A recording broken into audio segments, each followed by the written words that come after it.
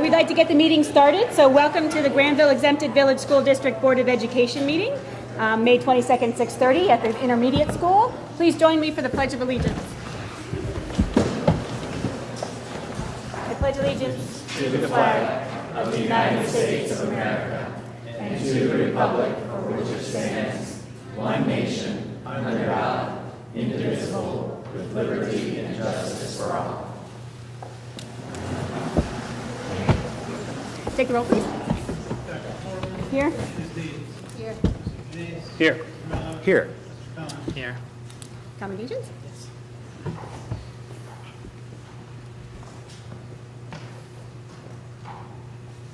Good evening and welcome. Can you hear me? All right, good. After every performance at GHS, someone, community member or parent, stops me and compliments me on the quality of our district arts program. Once again this year, GHS Orchestra Band and Choirs gave outstanding performances at the ONEA large group competitions and a variety of other opportunities where they can showcase their talents. These contests are challenging and our student musicians do us proud, earning high ratings and making great music. Tonight we want to recognize several representatives of those different groups. So I'd like to call groups up and recognize them and their directors. So tonight, first we have, let's recognize the orchestra. Samantha Schnabel is the director. Come on up. We have,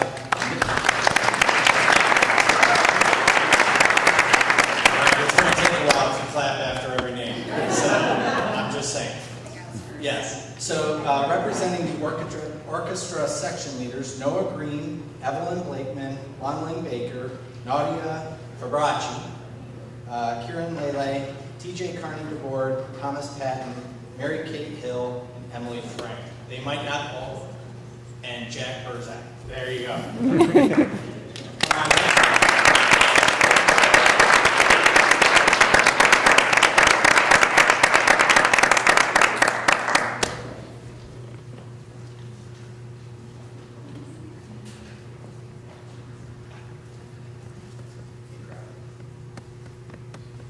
So, I have to say, typically the orchestra is very subdued, relaxed, very calming music. But Mr. Kim over here livened it up a little bit with a rap in the middle of the orchestra concert. So you do fantastic work. All of you are tremendous. I know several of you are going into music education or studying in your post-secondary options. So we appreciate everything that you do, and congratulations.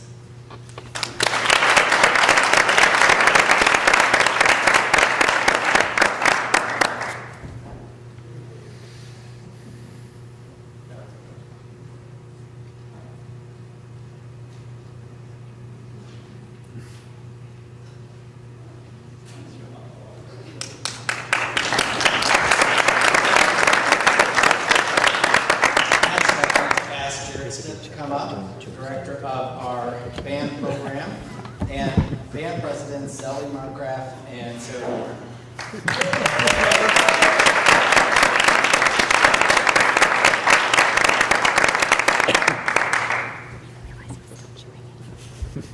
So you know you're developing a program when we have to continually buy new and improved uniforms for the team, so to speak.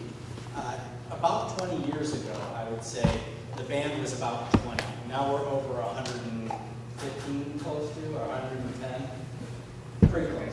Yeah. 35. Yeah, so concert band's 135. Needless to say, you've done a fantastic job of doing the program, and you have fantastic students that love to play for you. So congratulations. Thank you.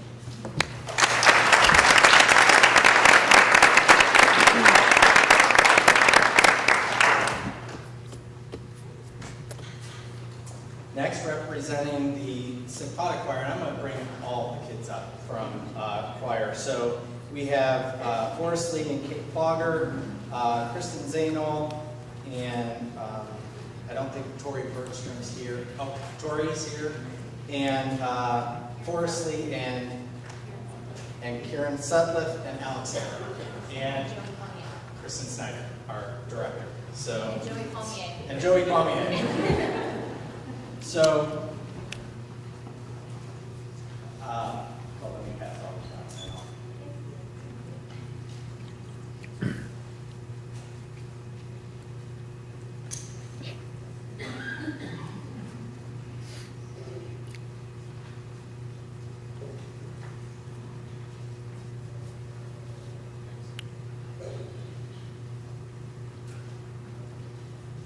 One thing I love about her program is the fact that she gets her male students to do just about anything up on stage, which is pretty amazing.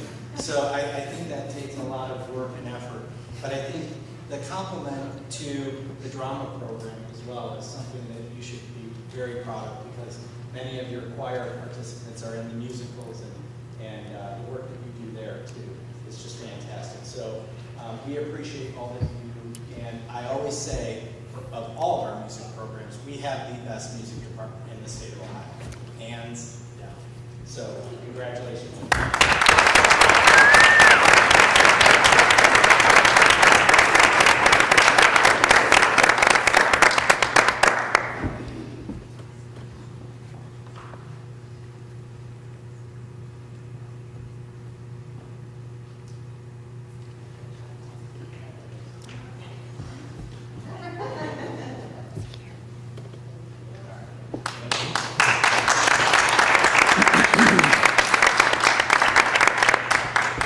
So we know that we have great directors and we have fantastic teachers. The next two commendations are recognizing some fantastic teachers that we have in Granville Schools. Battelle for Kids will honor GES first grade teacher Jessica Mangum with the 2017 Distinguished Educator Award. So Jessica, come on up right now.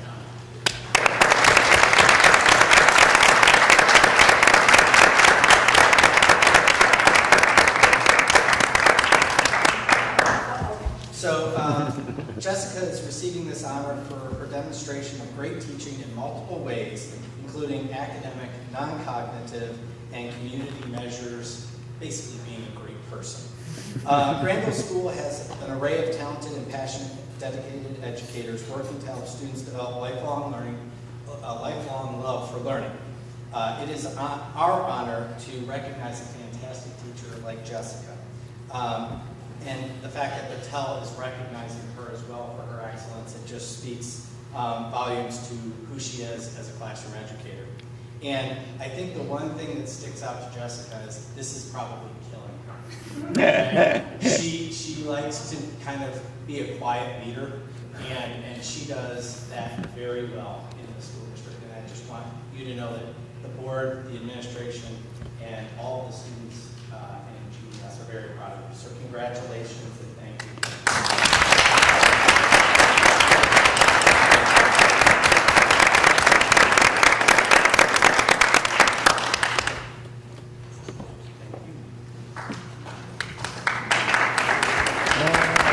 And now we would like to recognize Lisa Rogers. Lisa, come on up. Lisa is the current literacy coach here at GIS and is going to be transitioning to 4th grade next year. And she is receiving her master teacher renewal. So that process is a process that the state of Ohio has set up to recognize people who go the extra mile in developing the profession. And I think Lisa has dedicated her life to not only refining her craft, but the craft of teaching for everybody else. And so, congratulations, Lisa, and we appreciate your service to the schools.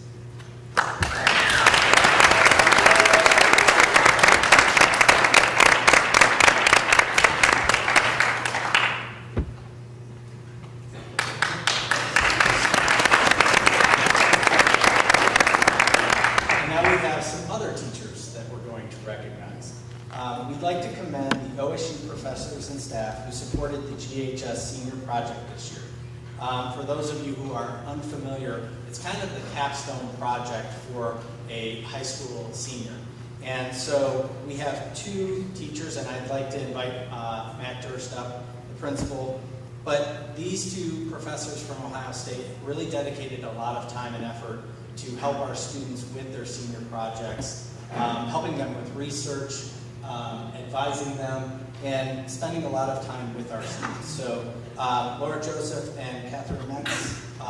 Laura is Africa Studies, and Catherine is Slavic Studies.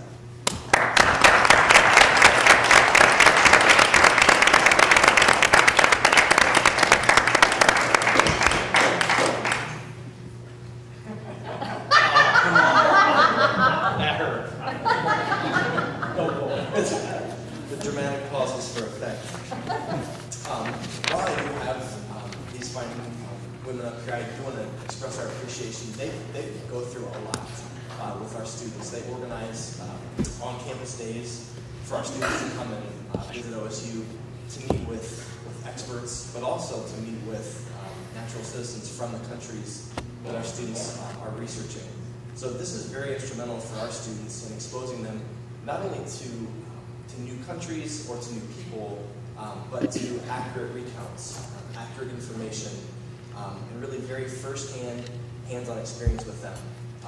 They start off the year with us. They endure countless student emails. I'm sure that their patience is tested at times as they provide direction to our students. And then further, they come back on the day of the panel presentations and they lend their expertise to the people who sit on the panel. They inform the questions that we ask. So we can't say enough about the partnership that we've got going with Ohio State and the resource that they've been to us. So thank you very much.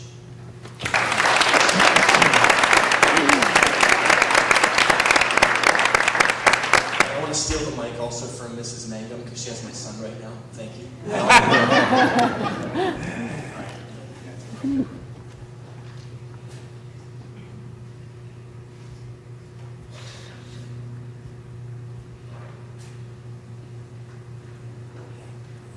I'd also like to recognize Megan Hastings from the Latin America Center, Melinda McClemens from the Middle Eastern Center, and Mitch Lerner from East Asia Center. So all of them participated in the capstone project. So on the agenda, it looks like we're done. But our next commendation is going to be very surprised. She thinks she's here coming tonight to talk and answer questions about the updates to the gifted handbook that the board is approving tonight. Georgia, if you want to stay for that board presentation, you can, but you don't have to. But I would like you to come on up. So, Georgia Banks, please come on up.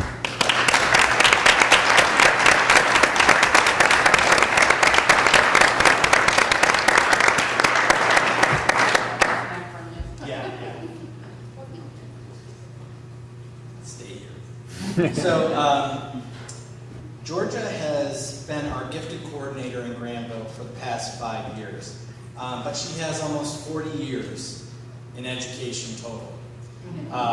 And she'll probably make a few comments about that later. But you can blame Ryan for this, and so when you go back, you hit him. Georgia announced her retirement at the ESC several months ago, and she's been assigned to Granville for 5 years. We want to thank you for always putting our students and their needs at the forefront of every decision and conversation. Thank you for guiding our decisions as a district as they relate to policy and practice, and for your guidance with the administrative team. Thank you for your work in the classroom with teachers to support gifted education at the building level. You have been instrumental in moving our district forward, and we have very much enjoyed our partnership with you. Enjoy your retirement and those grandkids. Keep the same cell phone because I know Ryan will be calling you. And congratulations. And seriously, you don't need to stay for the gifted handbook. This was just a ruse to get you. So the board, in recognition of your service, we give all retirees a glass-blown blue ace to commemorate their time. It's a one-of-a-kind, just like you. So here is your blue ace. Find a nice spot and think of us fondly as you sit on the beach and relax.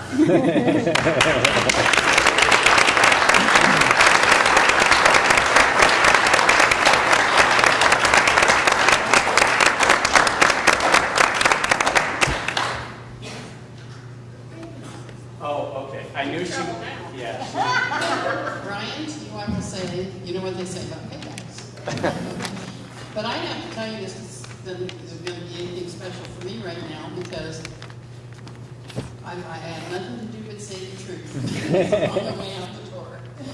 I have had 40 wonderful years in education, but I can honestly tell you, no gun to my head, that this is by far been the best educational setting I have ever worked in my life, and I've kissed a lot of toes. Excuse me, I've worked for several districts, for a lot of different superintendents, and a lot of different communities and folks, and I have to tell you that you can be very proud of what goes on in your district, because from the ground up, they have your children right out there in front. That's what they're here for, that's what they do. And I cannot tell you how many times I've heard from Jeff and from Ryan, I don't care what the State Department says, it's what's best for kids. To which this little round person says, yes, because that doesn't often happen. So they are out there for your kids, they do an excellent job, and you can be very proud of all of your administrators and teachers, your kids in your district, because it is stellar. Everywhere I go, they want to know, what's Greenville doing now? What's Greenville doing now? So you can be very proud, and I'm proud to have been part of it. Thank you. Thanks,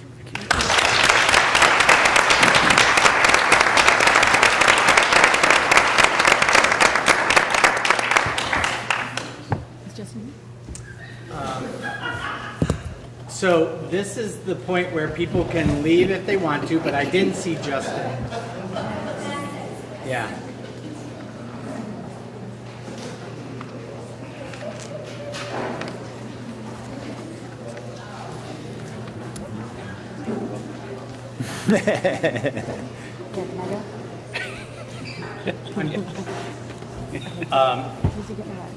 Unfortunately, Justin is not here, but I was going to recognize him. He has been our student body president and reported very much or on a lot of the things that are happening at GHS. So I would have liked to have thanked him for his service to informing the board over the year, but I'm sure we'll be able to recognize him formally, maybe at graduation. Okay? So with that, Staff reports? okay. Sorry, next page. Let's see if around here.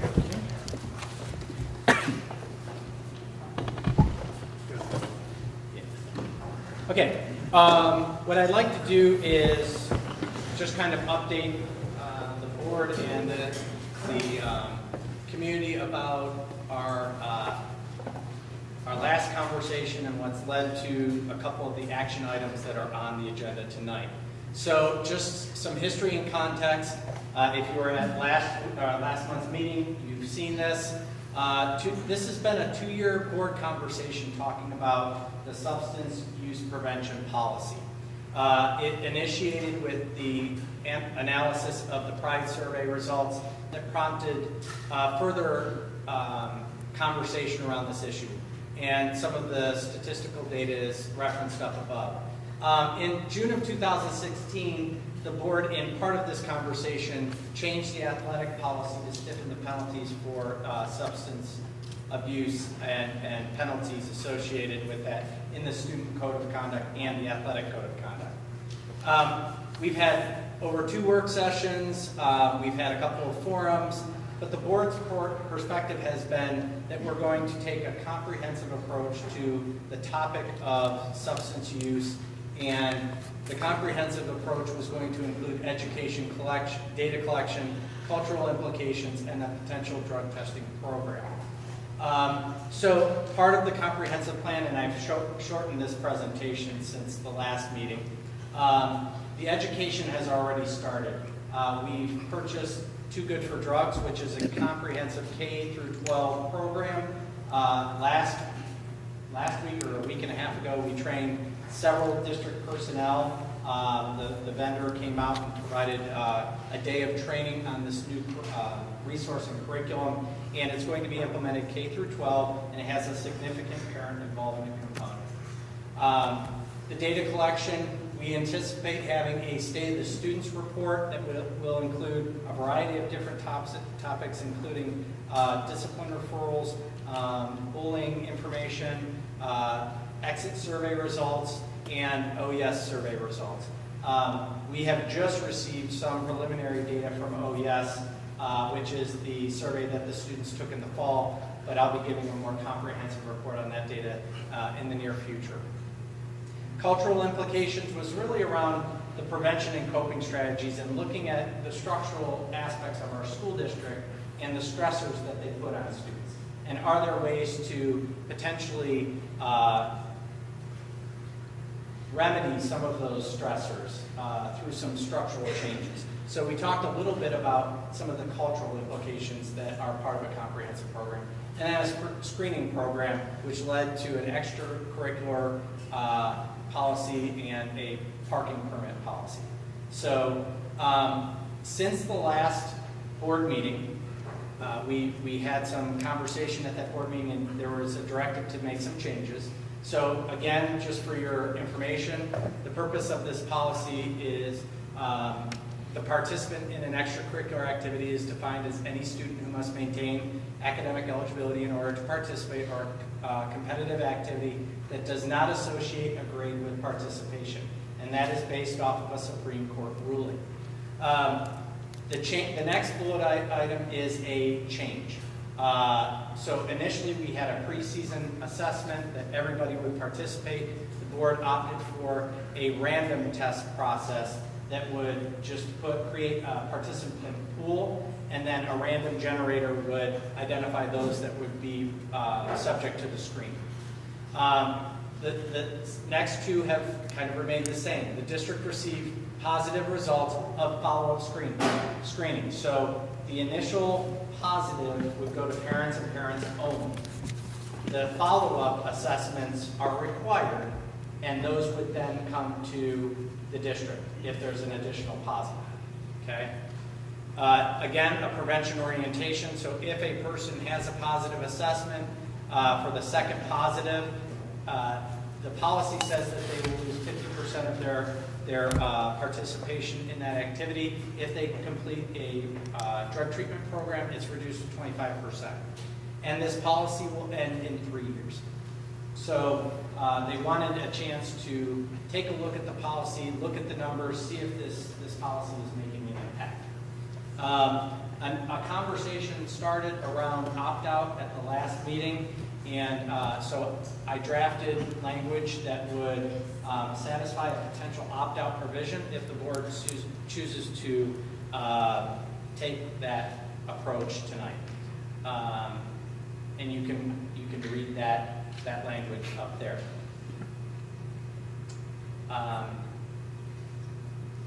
Give you a second to read it. That's it. Okay. Okay. The other policy, the driving permit, or the parking permit, it is including in the random test pool first positive results to parents only that mirrors the extracurricular process, random follow-up test results to parents and the district, and positive test results will result in removal of the parking privilege. And at this point, there is no other aspect to that policy on the board agenda. But it would not have a preseason or a pre-permit test. It aligns with the randomized process like the extracurricular. So short and sweet. Does the board have any questions based on just this before we get into public comment and board discussion where we can actually have a conversation as a board? Any questions? No. This time? No? Okay. Thank you. At this point, we'd like to entertain public comments. If you would like to address the board, please come to the podium, state your name and address, and you can speak for up to 3 minutes. So anybody who would like to address the board? Do you have your... And I will time, just so that if we have people that want to speak, we can get to them.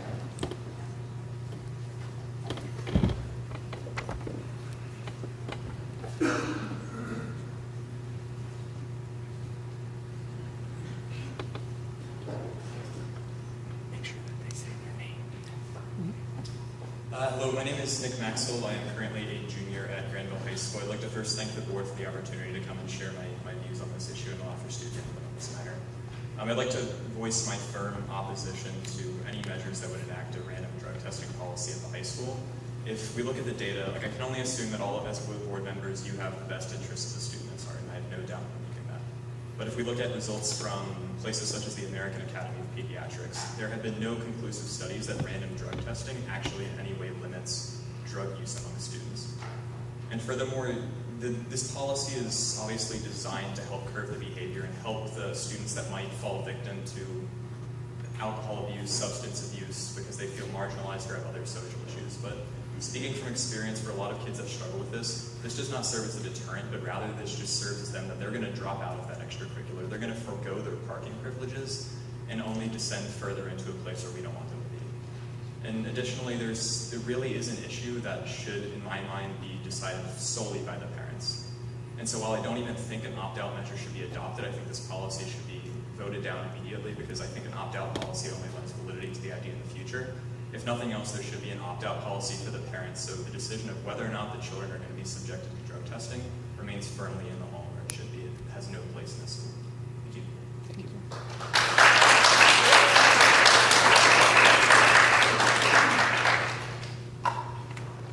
Good evening, Front Door, 4588 Grandview Road.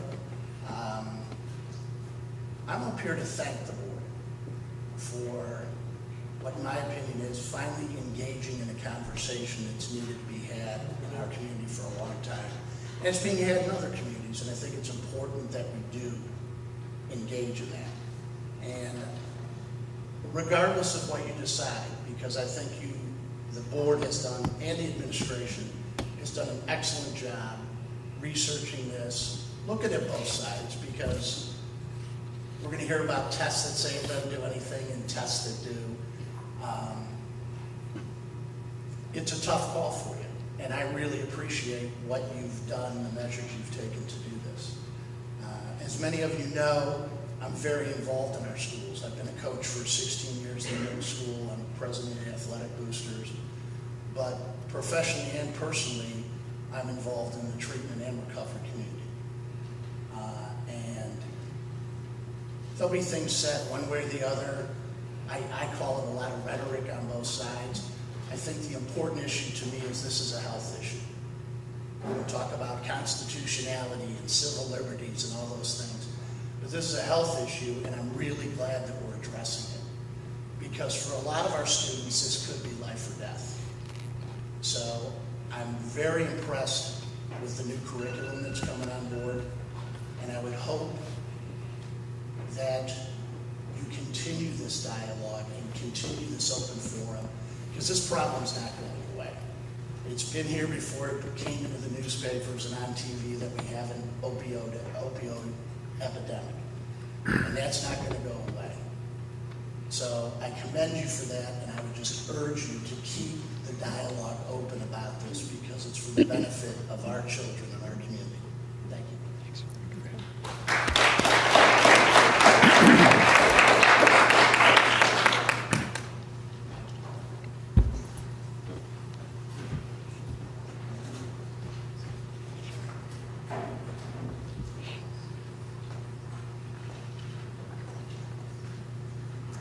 Hi. Excuse me.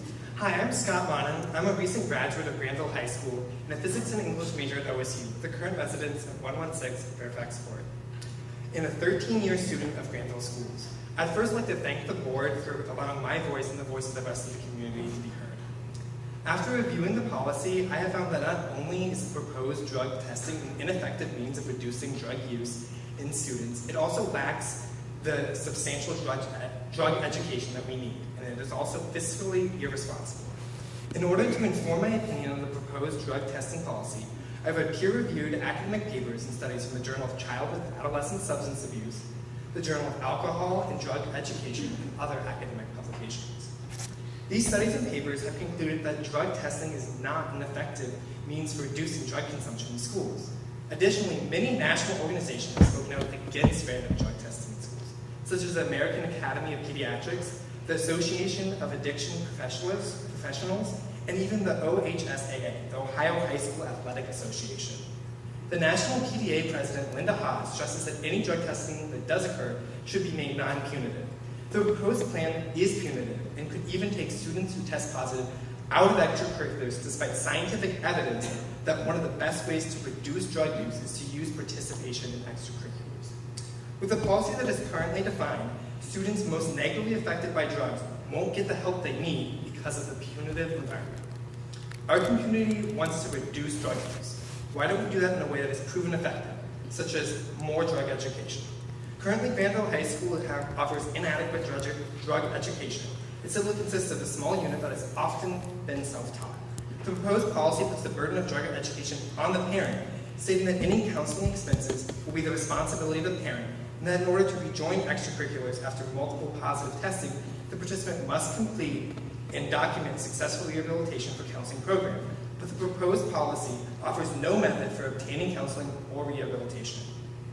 The best way for Granville Board of Education to reduce the amount of students in the district that are using illegal substances would be to create a drug policy that centers around education, not testing. An opt-in, opt-out policy would be just as ineffective as the currently proposed policy. This district needs a drug policy that is informed by scientific research and fact, not a policy that infringes upon the privacy of their students despite scientific research. And this is a policy that would overburden the district financially. For the aforementioned reasons, I urge the board members to oppose both proposed drug testing policies and consider a more educational approach. Thank you.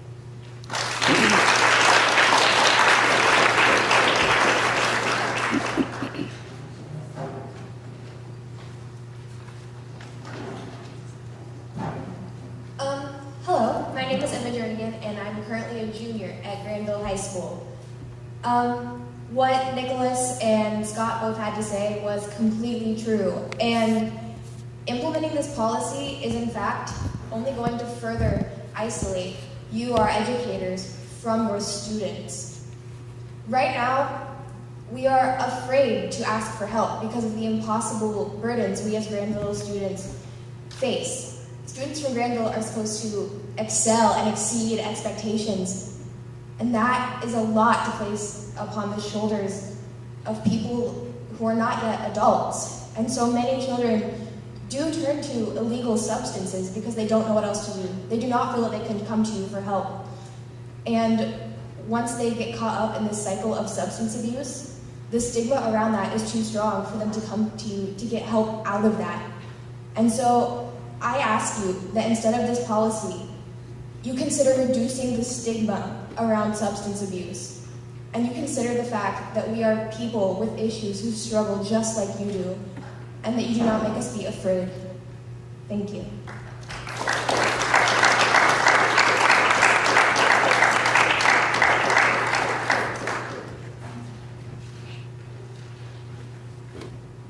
Hi, my name is Stephanie Tackett. My address is 3727 Gale Road.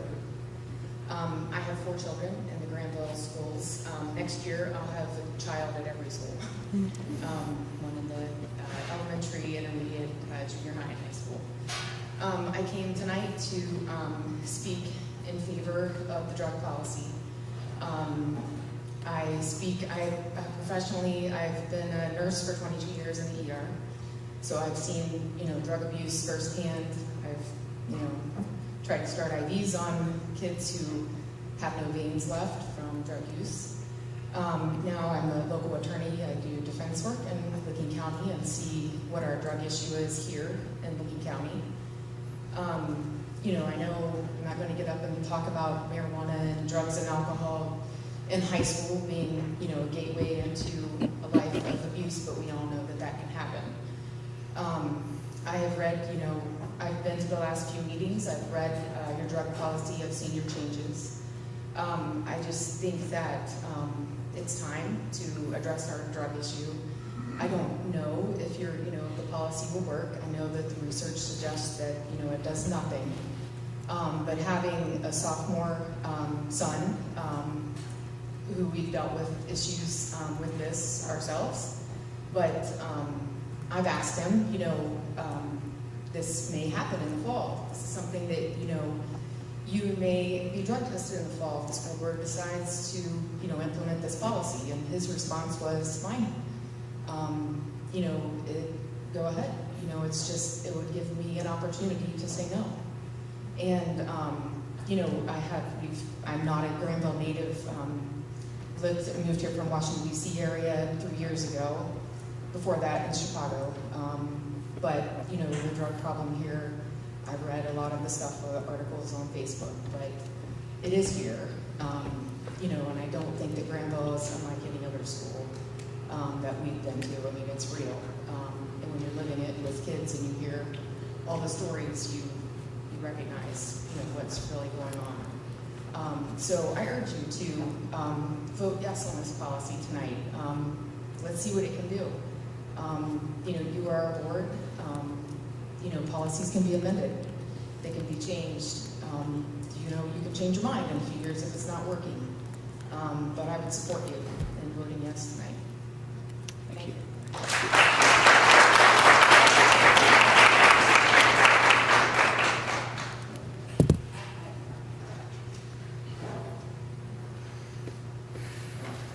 I'm back again this month. Sorry, you guys have to deal with me again. Jen Carnegie, 2584 Upland View Court. I don't have anything prepared tonight. I've been working a lot and trying to read Dennis's articles and keep up with all this. So, after Stephanie's comments, and then I heard somebody else say opioid addiction, and kids don't lose vessels because of marijuana. Their vessels don't go away because of tobacco. And their vessels don't go away because of alcohol. Their vessels go away because they're shooting up heroin. And the last time I was here, I shared that my sister is a recovering heroin addict. And marijuana was not her gateway drug. And neither was alcohol. And neither was cigarettes. So I implore the board to vote no on this policy. I think it is punitive. I don't think it's going to do anything for these kids. These kids are so well spoken, they're brilliant, and they're stressed. And what concerns me more than the weed results is the mental health, and that our kids have a higher suicide ideation than the national levels from the testing beyond it, and the bullying that's going on. So to me, I think we need to look at the cause and not punish the kids for what they're doing. Like, why are they smoking in jail? Why did somebody get caught? At the high school, I think some kid he was passed out and the cops had a gun. So why was he loaded and passed out at the high school? We need to look at why. But I think if you really want to test and be effective, do it when you have probable cause. Test for the opioids. And just today, I had 2 parents tell me they know there's a steroid problem here. So are we going to test for that? And, let's test for the things that the parents know are here that are detrimental to the kids, and not cigarettes. I don't think they're smoking cigarettes. The survey didn't show that. So it just seems like we're not testing for the right things. So my husband's here tonight, and we both agree if you're going to test, have a reason, and then test for the opioids, test for the steroids, not things that all of us did. Probably too much. I'm probably lucky that I wasn't loaded, passed out at the high school once in my lifetime. So I'm very impressed with all you kids. You're all very well spoken. I'm proud that my daughter goes here. And the teacher that spoke earlier, she said the district always had the kids' best interest at heart. And I appreciate Jen Corman's comments last time when she said if this was curriculum, we would not adopt it. So thank you.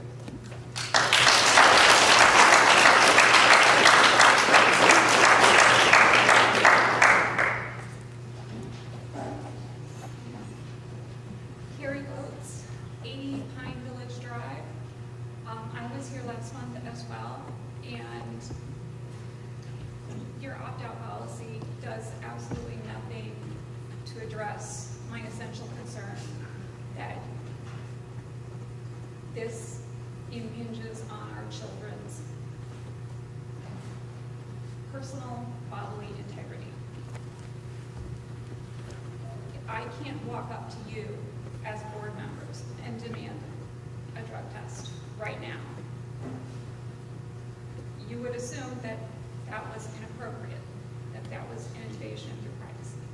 If I know you really well and I know that you are drinking extensively, I could suggest to you as a friend, maybe you have a problem. I don't think that it's appropriate for us to do this to our children. If a coach, if a teacher, counselor sees that there is an issue, they can talk to the student, they can talk to the parents, and come to a way to address the issue without us.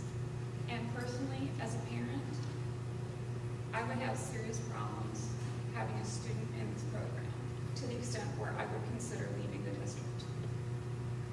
It is an issue of conscience for me, and it's one of those make or break kind of things. And I don't want that. My husband grew up in this community. He went to high school here. We were thrilled to have our sons go to school here. And I would not want to leave, but this is the kind of thing that would make me leave. Thank you.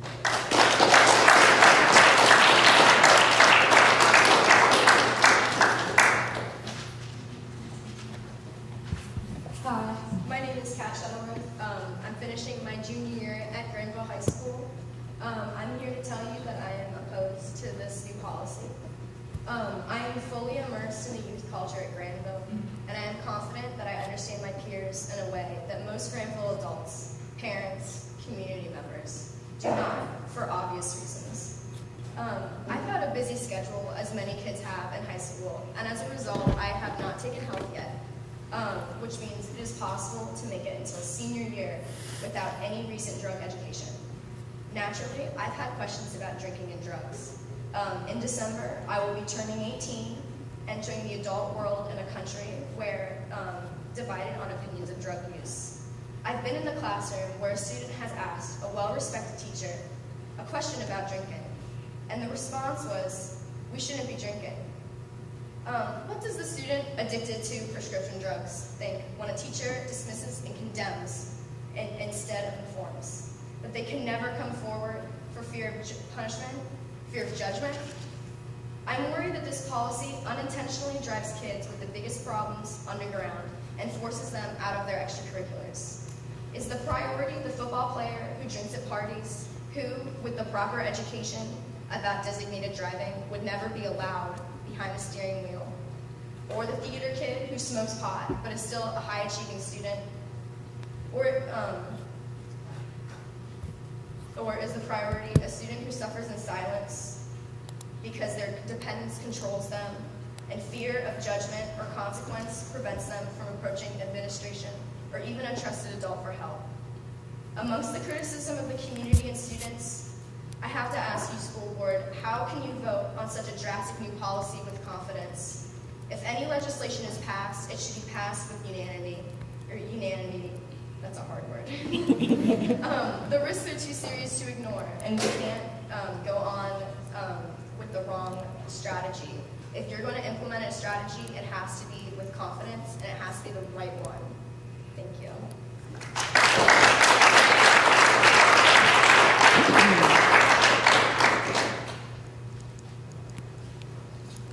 My name is Julie Chakowski, and I live at 1195 Newburgh Street. I did not prepare to speak today, so I'm going to wing this. The conversations on Facebook or in the news and all of this I've taken notice of. I was not here at any of the other meetings, so I may not be informed enough. I am a nurse. I've been a nurse for 20 years. I've been in Granville School since I was in 3rd grade, so I've grown up here. I cannot say that the problems of drinking and drugs, well, first of all, thank you for letting us speak. Board. I can say that the drinking and drugs is not necessarily new.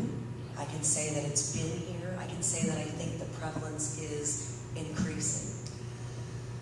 From the nursing standpoint, I can tell you that there is perhaps something different with the drugs In my class growing up, there were kids that smoked pot regularly, they were fabulous athletes, and they were very smart. What I see now in this generation is that the kids who are smoking regularly seem to be giving up more in life, giving up sports, and that the drug has more of a hold. I don't care whether they smoke, I don't care that. My concern as a nurse is that what is out there now seems to be affecting their lives way more than the kids in the past. My next thing is related to the testing. I think for me as a parent, I bought a drug test in 8th grade because guess what? It scared the crap out of all 5 of my boys who are in Granville schools because what do you mean you're going to drug test me? My response as a parent from 5 boys with an uncle who was a total, it was something he enjoyed regularly to the point that it wasn't healthy and it did affect his family, his children. I said, guess what? If you were afraid and at any point it would stop you or give you an excuse, game on. For me, I will do what I need to do in my house. My next thing is in my job, I work in the GI lab here in the hospital, and I take care of a lot of patients. I'm not saying it's 100% a gateway, but of the heroin patients I'm seeing, what's amazing in 20 years, I'm seeing 1 a week. I'm seeing kids in their 20s that are telling me that they're using multiple drugs daily and everything. So I think that's across the board. What I'm looking at for Granville schools, as a college athlete, a high school athlete, in my job, I am drug tested. I rode for Ohio State crew team, and we were drug tested. In that season, the kids who were our big stoners, guess what? They refrained because they wanted to be the best athlete. In my life, guess what? They can drug test me anytime they want. I don't have the luxury to say no. As a nurse, my life is responded to that. If I'm caught, you are on certain protocol. So I would say to you, we are the elite society. We are the highest education. We are rewarding kids for their high education. Why would we not set them up for a life in the future? Because you will be drug tested. That if you're going to take certain jobs and you're going to achieve certain roles, this is part of your future. Thank you for letting me speak. I would encourage you to vote yes.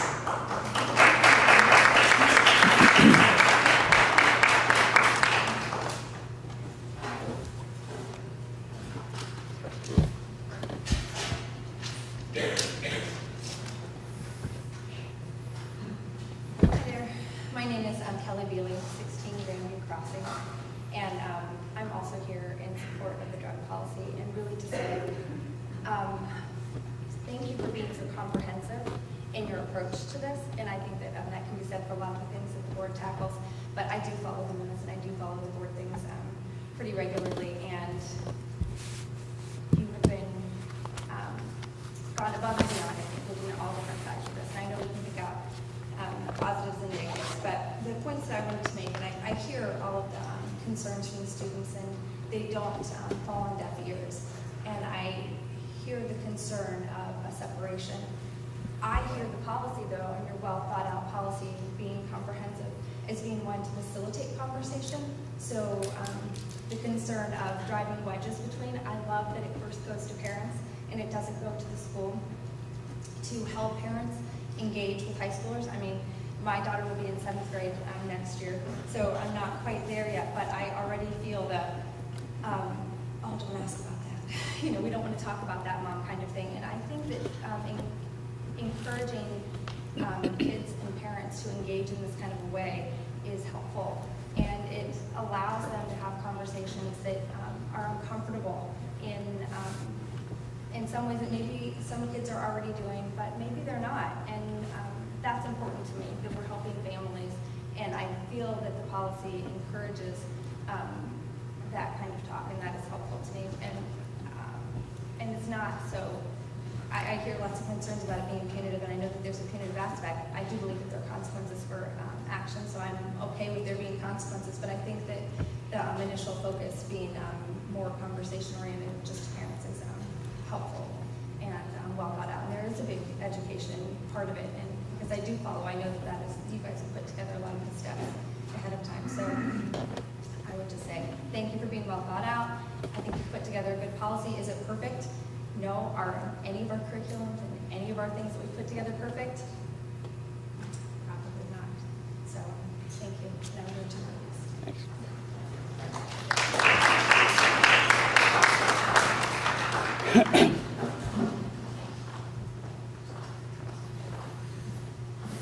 Good evening, Leanne Miller, 29 Knoll Drive, Granville, Ohio. I just would like to follow what Kelly said. I'd like to thank the board, the staff, and the students who have worked hard at trying to come to an answer. This is difficult, it's not easy, and to the students, I hear you. I'm sorry that you feel pressured, and I hope that you use the resources that the schools and the communities give, and that you talk to your parents about those pressures. High school is supposed to be about fun. High school is supposed to be about enjoyment, and I wish that for all of you. I would just, again, like to thank the board. I think that our job here is to be about engaging, conversation, working through. Nothing is perfect, like Kelly said. I think it's important that we keep it open, and if it's one person at a time that we help, that's the important piece. It is about educating, assisting, and making sure that we set them for a future of success, and that's everybody's path is different, but that's what our job is. And if it's one person at a time, then we've done our job. And we can only be here to support one another and assist them and to support you. Continue the dialogue. I hope you vote yes on this policy. I hope that it's always a work in progress and not something put on a shelf. I hope that you constantly listen to the students. But I applaud you for your efforts, and I hope that you approve this policy.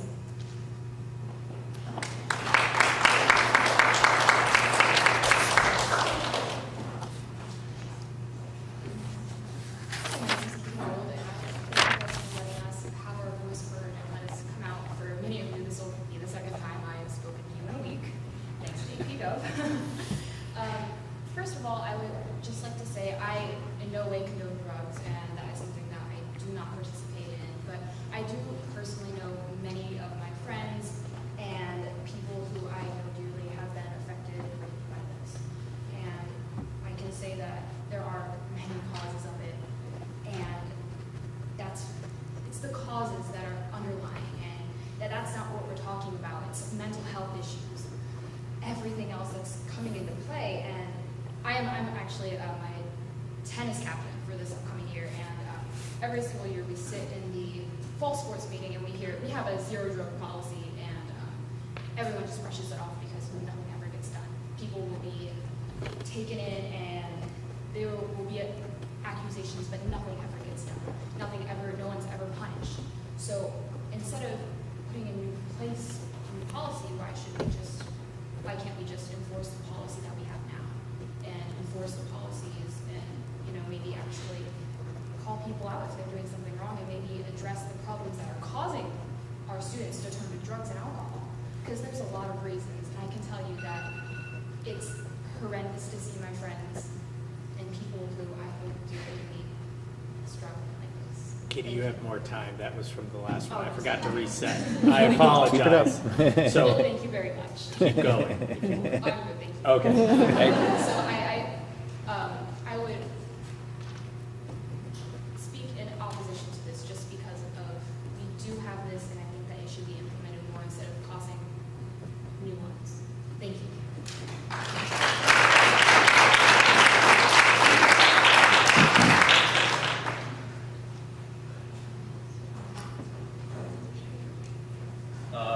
Hello, I'm Kieran Sullivan. I'm a GHS junior student.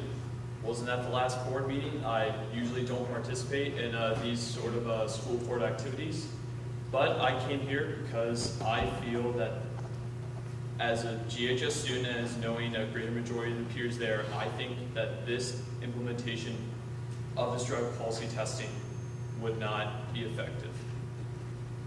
I didn't come prepared. I'm just going to say a few points and I'll be done. So I think personally that implementing something like this would just breed more distrust and non-cooperation between the teachers and the students. And I think of all the relationships that you can have at the high school, I think the relationship between a teacher and a parent in nurturing their growth and education is one of the most vital portions of school. And I feel that inherently distrusting the students with this implementation and incorrectly punishing those that don't participate in these activities is just something I'm against. I'm shaking a little bit, so I'm just going to I didn't come prepared. I just wanted to say my point, and Thank you.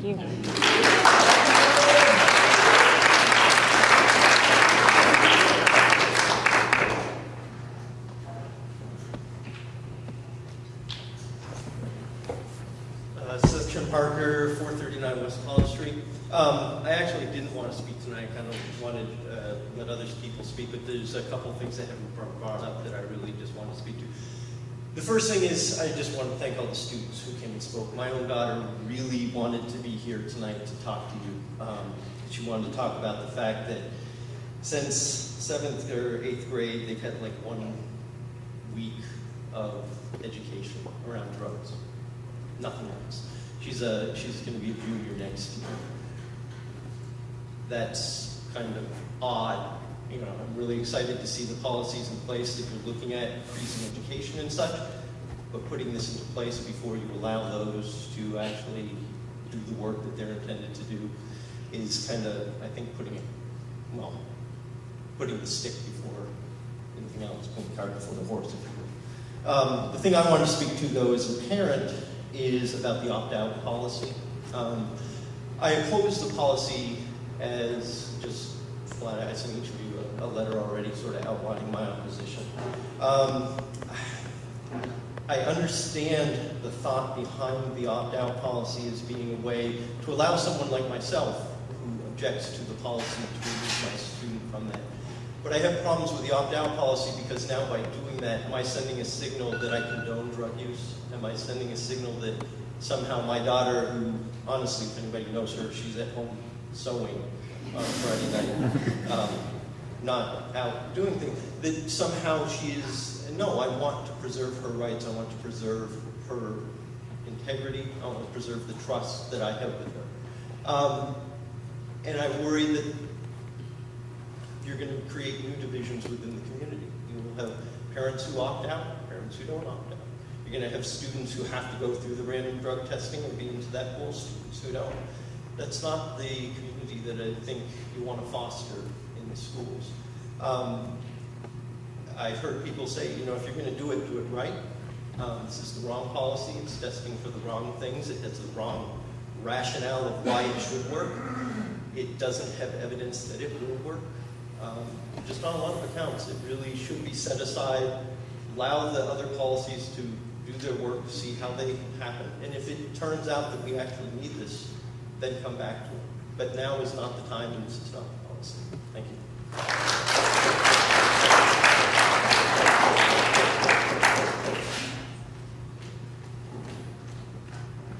Hello, my name is Kate Plogger. I am a current junior at Granville High School. I also was not prepared to speak tonight, but seeing my peers and other members of the community come forward and really share their opinion really inspired me to come do the same. So I want to thank you all for opening up this discussion because I think it's one that needs to be addressed by both our students and our parents and other community members. I want to touch on the fact that coming up here and being able to speak as a student and as a parent, it draws the thought of what other people are going to think of me. Are they going to think that if I oppose this, that I'm a druggie, that I condone it within my students? And I think that this is a line that is, judgment is big, and I think that, especially this opt-out program, I think it draws a deeper line between students that opt out, students who don't. Students who have to take this drug test, and students who don't.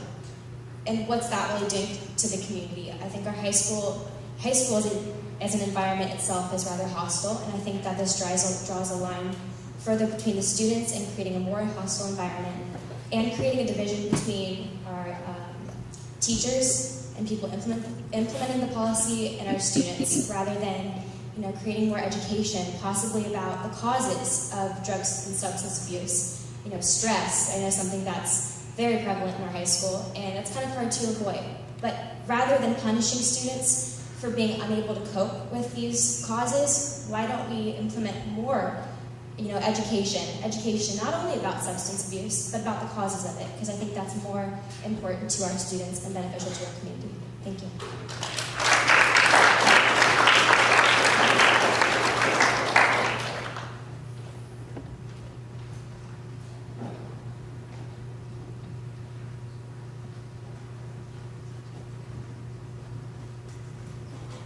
I'm Dan Vaness, 3923 Morris Road. I want to encourage the board to go ahead and pass this policy. As a parent, sometimes, kids are kind of sneaky and things go on that you don't always realize. And as a parent, any policy you could do that would give feedback to parents and possibly first line of defense, it might be the first time that they've been aware of a drug problem. How could you not love your kids enough to encourage this policy and encourage this information to come forward? You really need to take a look at that. Put the kids first, and I know sometimes they don't want to hear it, they don't want control in their life, but it's too important for what they want.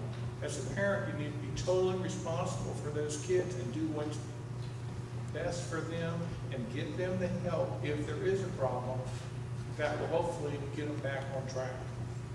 And that's above everything else. And it's too important for you guys just to pass the buck. Our kids are our most valuable resource. We'll treat them like that. Thank you.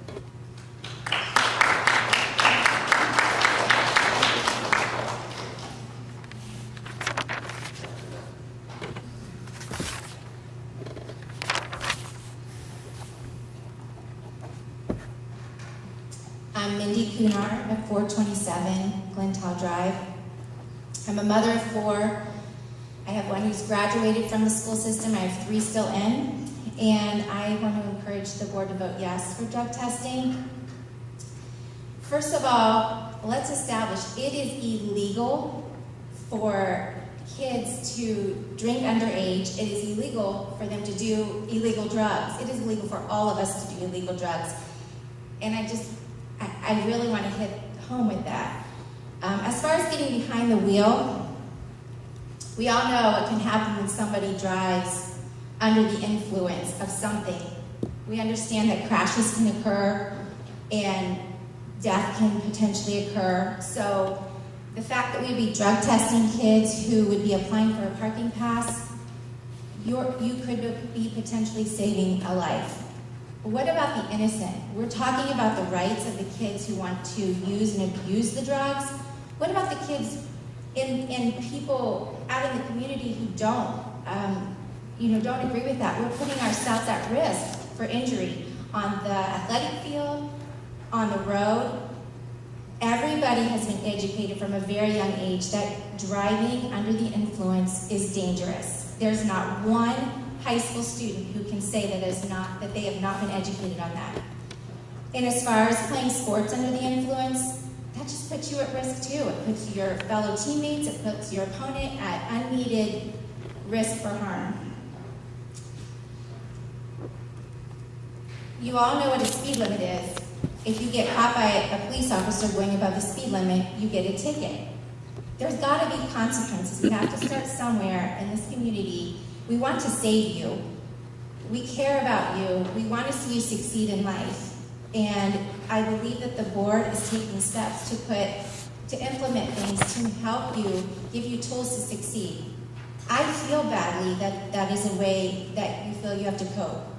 Drugs or alcohol, that breaks my heart. And yes, I would love to have other options for you, but this is not an option. You're putting yourself at risk, and you're putting your friends at risk, you're putting community members at risk. We want to see you succeed. So I really encourage you to vote yes. Thank you.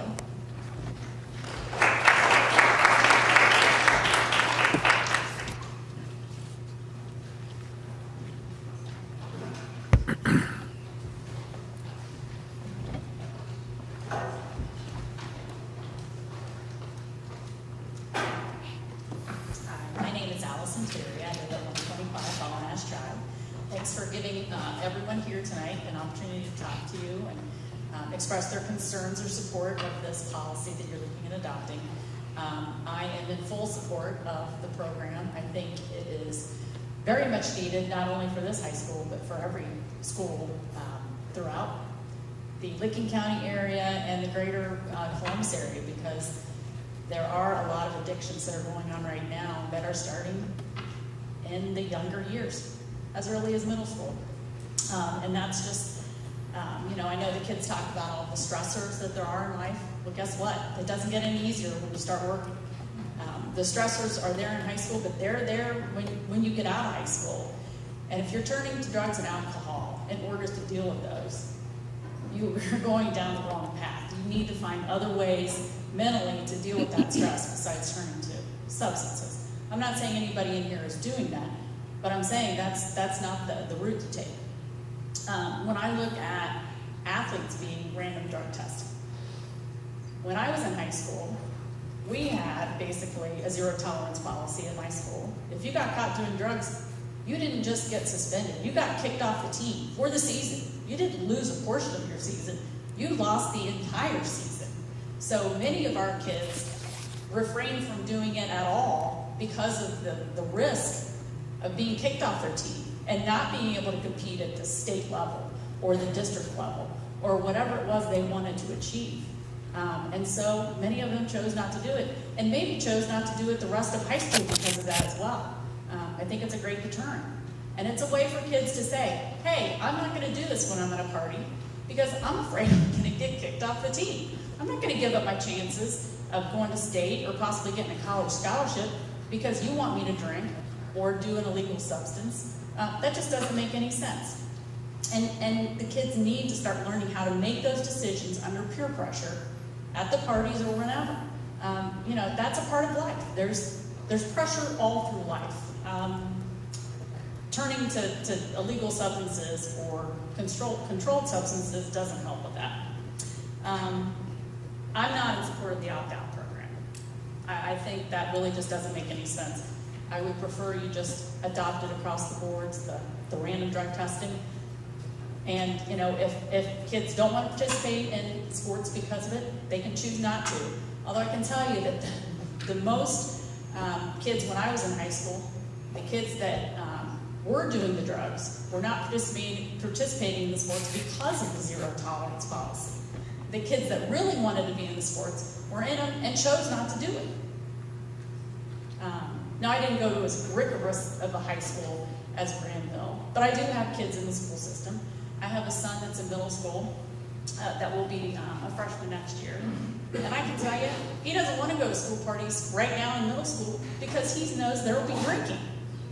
I can't imagine. When I was in school, kids weren't drinking in middle school. It just astounds me that it really is tolerated and in some instances condoned in this community. It's just crazy. But again, I think that this is really a pretty lenient policy.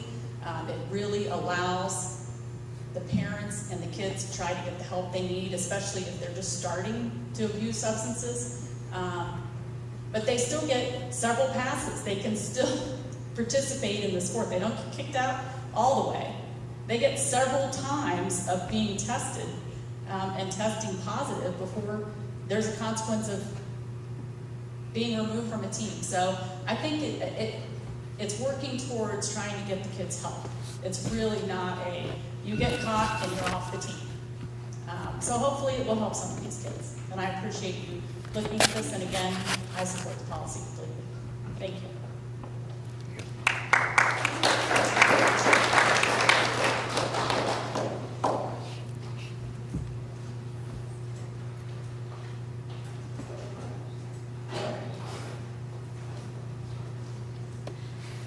Hello, my name's Brian Barquette. I live at 281 Denison Drive. I have to admit, I'm a psychologist. I work in town. I work with a lot of kids. I can't say, as this is written, that I support it. If you want to test for opiates, cocaine, meth, something that's deadly, I'm all for you. with parking permit, especially, I don't know, if there's liability at the school, if somebody should come there impaired, you'd have a reason to do that. But what I'm seeing in my practice, I'm seeing a lot of people, I'm getting a case of burnout a week, adults and kids, okay? I think we'd be much better served if we would do something to the, I don't, well, one, I didn't rehearse this, so I'll go ahead for a second. The first thing that bothers me is just people going into clubs. Okay, it strikes me as a way to go around probable cause. It seems to be unfair. Maybe we should have a stoner club for the stoners. And if the stoners clubs want to be in the stoners, they'd have to get tested for drugs before they could be in the stoners club. And everybody would be tested. And the other thing I'm seeing is, I'm seeing so many kids under so much stress. The amount of homework that a lot of these children, including my own, I have a son who just graduated, or who is graduating this year. I have a daughter who is finishing her freshman year. And they are sleep deprived because of the amount of homework they're getting. And to put this amount, and any more for kids, what we're doing, you guys, is like sending you to the casino, okay, to the way your future's going. You gotta work hard. What I'm hearing all the time, you gotta work hard so you can go get into college. You gotta work hard in college so you can get a job. If you're borrowing tens of thousands of dollars to pay for your own organizational corporate training, and then if you don't get a job, you're still, those loans have to be paid back. They're not forgiven by bankruptcy. Okay? That's a completely different world than I grew up in. It was much easier to go to school. In 1945, at the end of the Second World War, Franklin Roosevelt and the wise men in this country created this international free trade system that is now pervasive in the world, except we're no longer the main drivers. The Asians are. This country was a regulated capitalist system with strong worker protections. That world is gone. So I'm thinking, if we want to help kids, let's go back to, let's do a community center. Let's organize homework so they can get adequate sleep. Okay? Instead of this creeping authoritarianism that says, and believe me, I don't want kids doing drugs either. Okay? I don't think my kids are doing drugs, but I'm a parent. Who knows? But I keep an eye on them. I talk to them. They talk with me. I'm still the parent, and I still want some semblance of sovereignty, okay? Some semblance of parental authority with my children. I think you guys are busy enough without having to take this on. I think we expect the schools to do a little too much of everything. But I think we would be much better off if we were going after, there's an opioid addiction that is killing people in this country. And if you wanted to test for that, I'm all for you. But we know also as therapists, there's something called we call it age-appropriate experimentation, where kids may try something undercover. But if you smoke marijuana, that THC can stay with you for a couple of months. And the last thing I want a kid to do is, through some peer pressure, smoke a joint one night, then spend the next 3 months living in fear that they're going to be randomly tested on top of all the other stresses that they're dealing with. So as presently constituted, I can't support this with some tweaking or as part of an overall strategy to release some of the stress that these guys are under. And then maybe I'd have a different opinion. Thank you.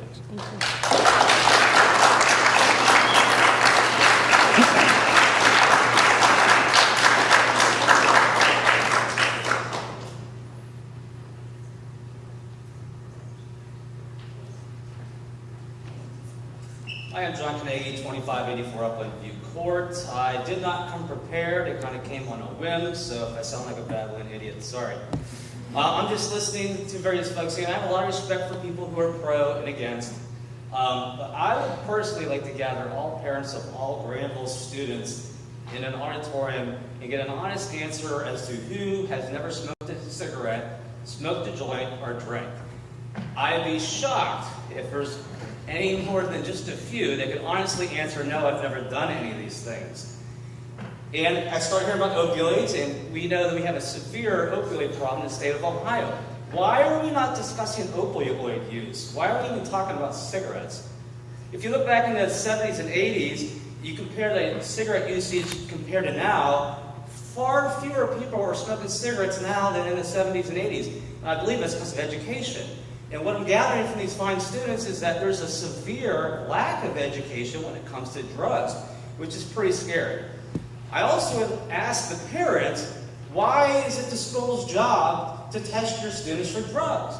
If you think your student might be on drugs or are drinking, take them to the doctor and have them tested.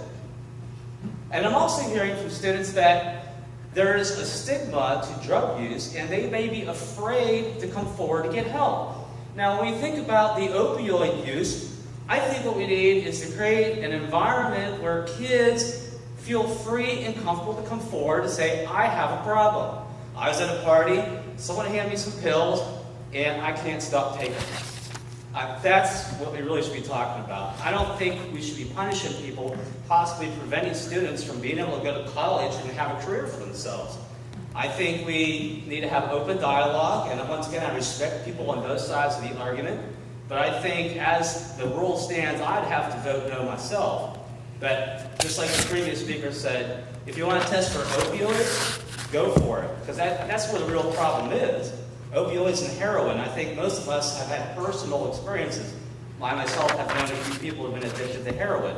They're not bad people. There's something going on in their brain that causes them to be more susceptible to addiction. There was one other thing I was going to say. I can't think of it, so thanks for your time.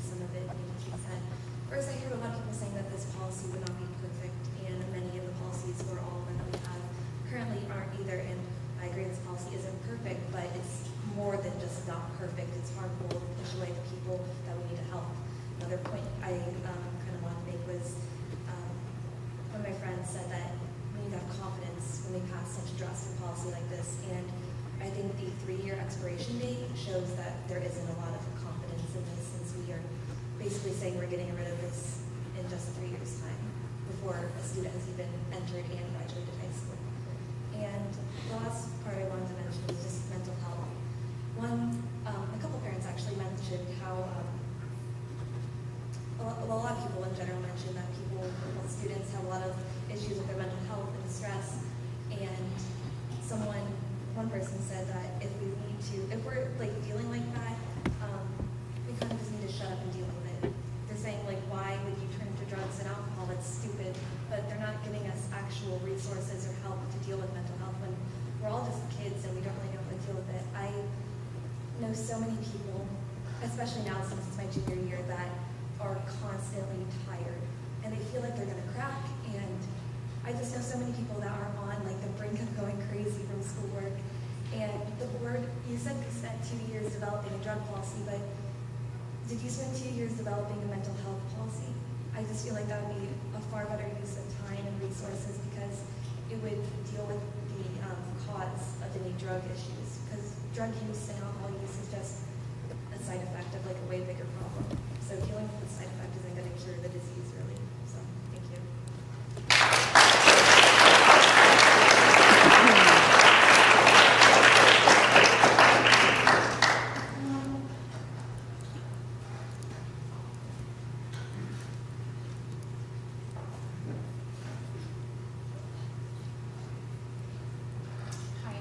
My name is Mary Kirkpatrick.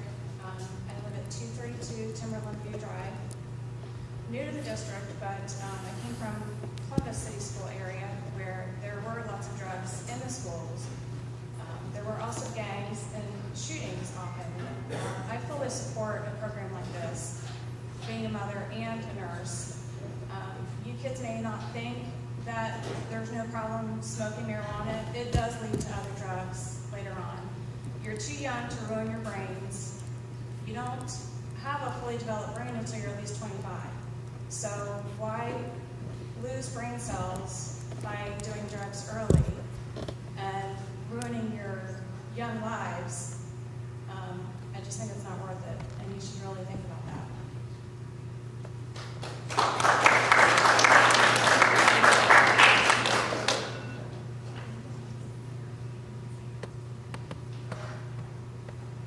Is there anybody else that would like to address the board at this time?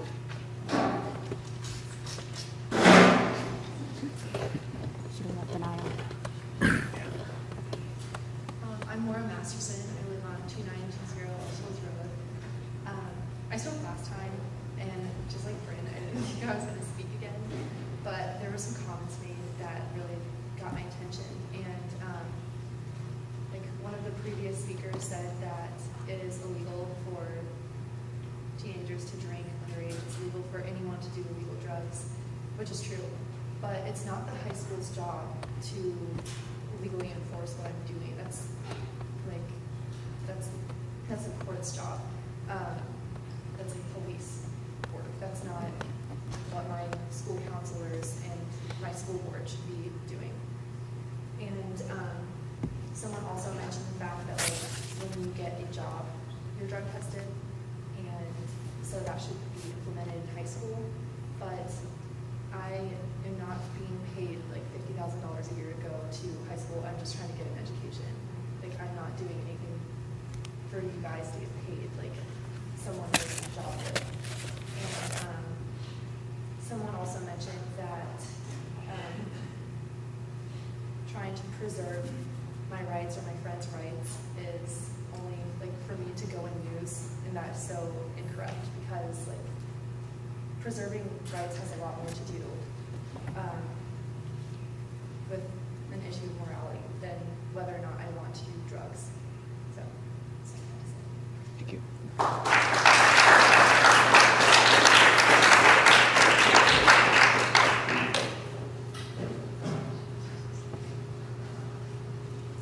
Regina Martin, 334 East Broadway.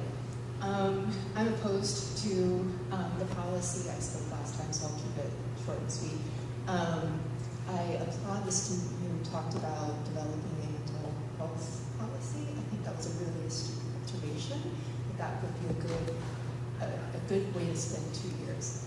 I don't think the research supports this policy.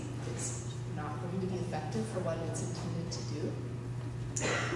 And finally, we haven't heard anything, as far as I've heard here or at the last meeting or anything, the things that I've read, about the cost of this.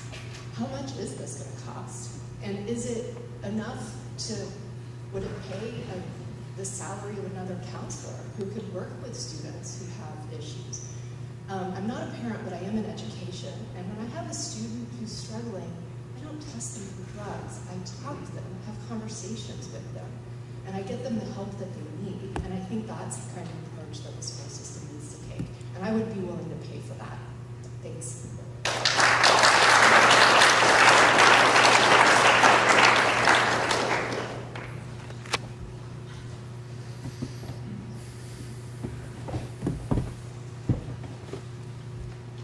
Hi, my name is Melinda Miller, 226 South Mulberry Street. I wasn't planning to speak tonight, but I wanted to highlight one issue. I'm a parent.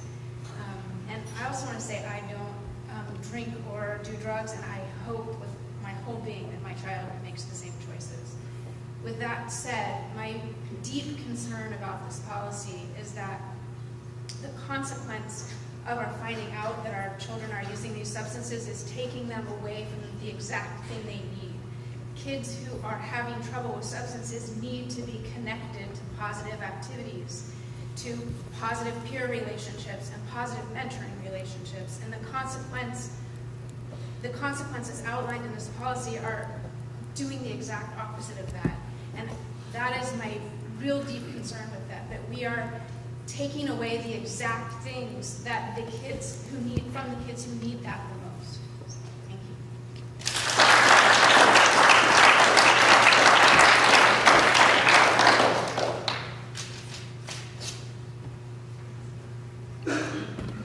Anybody else like to address the board? No? Okay, we'll close public comment then and move on to board discussion about this issue. Should I keep the timer at 3 minutes? Sure. Okay. So I'd just like to reiterate that during board comment or board discussion, this is a board discussion, not a back and forth between the community and the board. So just reinforce that point. That's the point of public comment. So you've heard a lot of feedback. It's been a long journey. So now it's up to you to have a conversation and discussion. Do anybody want to start? It has been a long process, right? And one I'm pretty proud of, right? The fact that this was not in any way a snap decision to come to this point. And I think that the process over the last year has yielded much more than a potential policy, right? Oh, I got one right here. Does that work? Yeah, I just want to make sure that people can hear. And I'm very proud of the fact that, you know, the board has asked for not just a state of the schools report, but a state of the students report, right? Because we really understand that there are stresses on our students.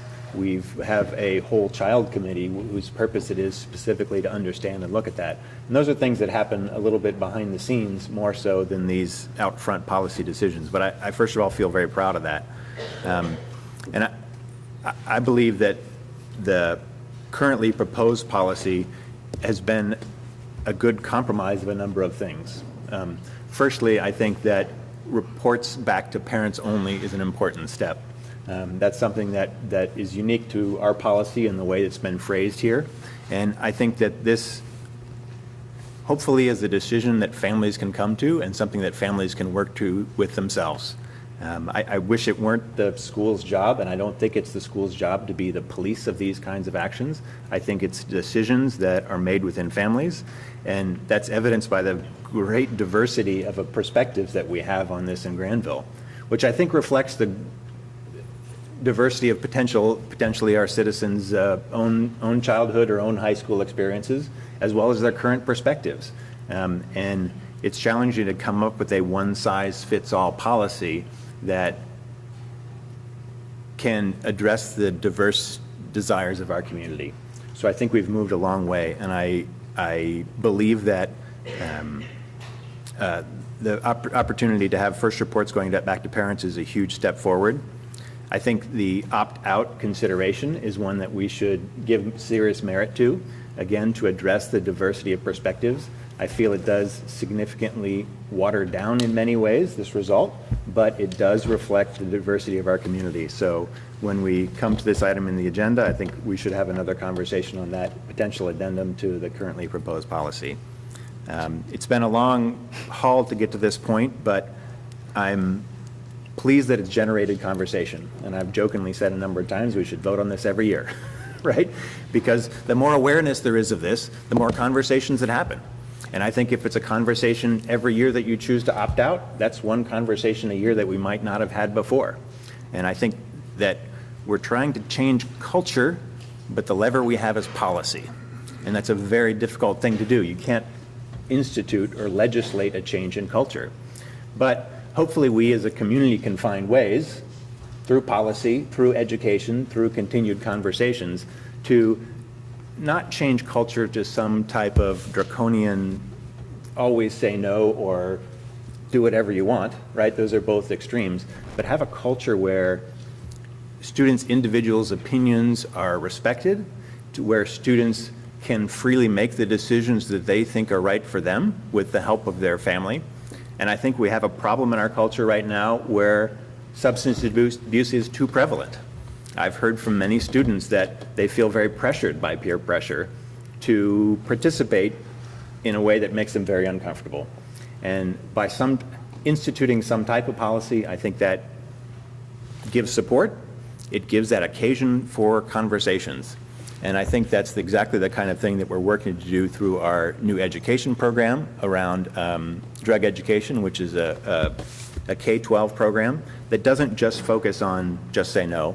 It focuses on the value of the individual. How do you make the right decisions for yourself? And whether that's applied to peer pressure situations with drugs and alcohol, or whether that be applied to situations surrounding communications and technology and many other things. I'm proud of the conversation that the community's had over the last couple of years. And I look forward to continuing that conversation on an active basis, regardless of what happens with policy.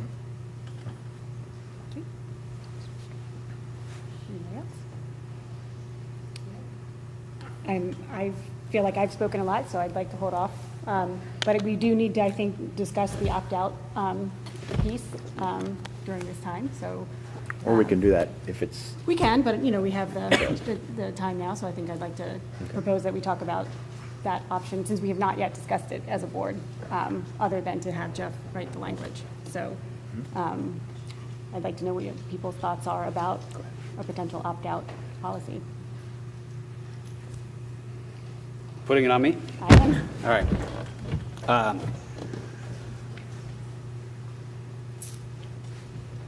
Thank you all for not just being here tonight, but for literally all of the letters, all of the emails, all of the approaches at the grocery store,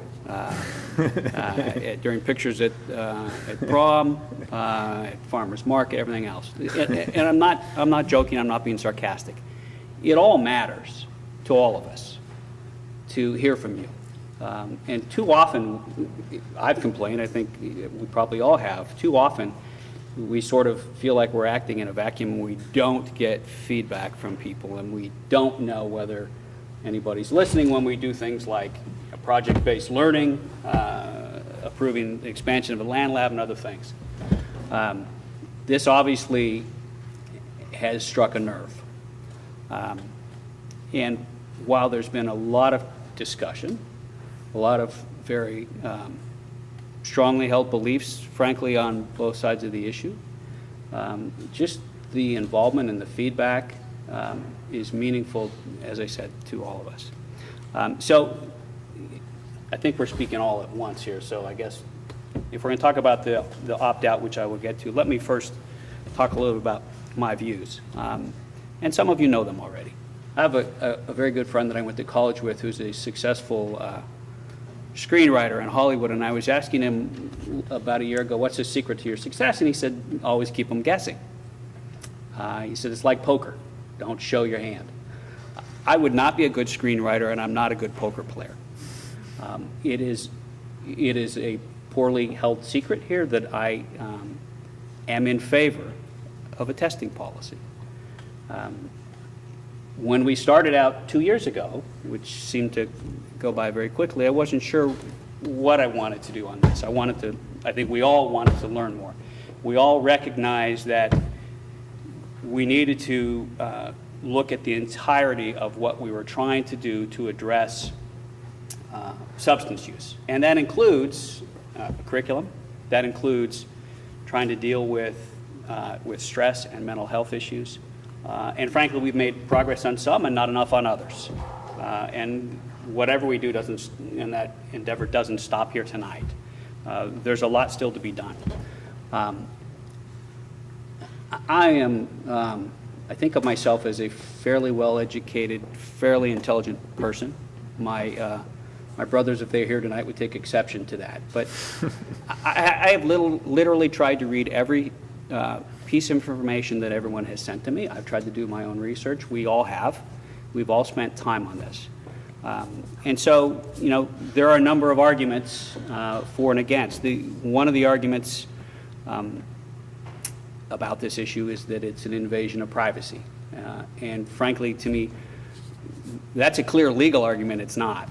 The Supreme Court has said it's not with respect to extracurricular activities. That doesn't mean that that the process of testing for drugs is a pleasant process or one that any of us would enjoy or want to do, but that's what it is. The first one of you students that invents the temporal scanner to test for that is going to make money beyond belief. Right now, the testing is urine or hair, and that's what we're left with. The privacy is an issue in that it is distasteful. But legally, it's not an issue. We've talked a lot about whether the policy would be effective. And the clear answer is, as I said, I've tried to read everything that I can get my hands on. There are tests, as several of you have noted. There are research studies that say it clearly wouldn't be effective. It hasn't been effective. There are also research studies that say it is effective. I think that the answer to something like that is elusive. There's not a single cause that leads, in my view, to the abuse or use of substances, and there's not a single solution to the use or abuse of substances. I think testing can be an important tool, but only one tool in trying to address that problem. Education, curriculum, mental health support, peer pressure, adult involvement, parental involvement. Those are all things that are as important or more important to addressing this issue than testing. But I do believe that testing can be an issue, and I believe, frankly, that the research is mixed. One can argue that it's one way or the other. I don't see that. I see it as being decidedly mixed. And I want to talk a little bit about the fact that we make decisions based on data, and we do. In a lot of things that we do, we make decisions based on data, and it's clear that the data here may not point to testing. I can also say that we make decisions that aren't, in fact, based on data. They're based on trying to do things that we think are the best choice. For example, when we approved the land lab initially, when we approved the expansion of the land lab, there's no data in support of that being an educational tool that resonates with students and that it leads to better test scores. We did it. We're proud we did it. We think it's been a huge success. We'd do it again, I think. When we made the decision to emphasize project-based learning, we actually did that despite the fact that there was a dearth of studies showing that project-based learning led to improved test scores. We did it because we think it's a great tool. We think it will matter with students. We think it enables them to further their development. So while I hear the argument about data, and we try and rely on data as much as possible, in this case, because I believe the data is mixed, and because I believe that's not an obstacle to doing something, I think we should do something. We've heard a lot about the parent's role. None of us, no one in the administration, no one on the staff wants to take the place of a parent. I should say my wife has worked very hard to parent our children. I've tried to stay out of her way. She's done a great job. We've had good success, but you know, everybody here, everybody in this community is working hard to parent their children, and there is no greater preventative factor, I think, in addressing this issue than the involvement of parents. And that's why, frankly, as Mr. Miller said, why we made the decision, a conscious decision, to say that the first positive test result goes only to the parent. We want the parents to address the issue. What I want, I'm not assuming I'm speaking for the entire board here. What I want is for that to be an opportunity for intervention. I don't want to discourage kids from participating in any type of extracurricular activities. I don't want to remove them from that extracurricular activity.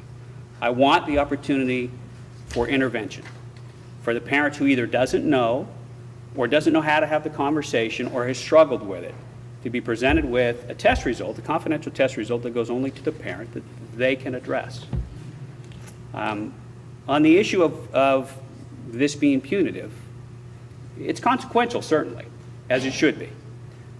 We're talking about behavior that is illegal, but more importantly, it's dangerous. Whether it's cigarettes, whether it's alcohol, whether it's marijuana, whether it's opioids, steroids, it's dangerous behavior. It's something that we all, I think, would want to discourage. The test results, the initial test results going to the parent allows that opportunity. We're not trying to remove a student from the activity which may link them to their colleagues, to their peers, and help them to remain connected. In fact, under the policy as proposed, a student would have to fail 3 drug tests in a season, in an athletic season, in order to lose the entirety of that athletic season.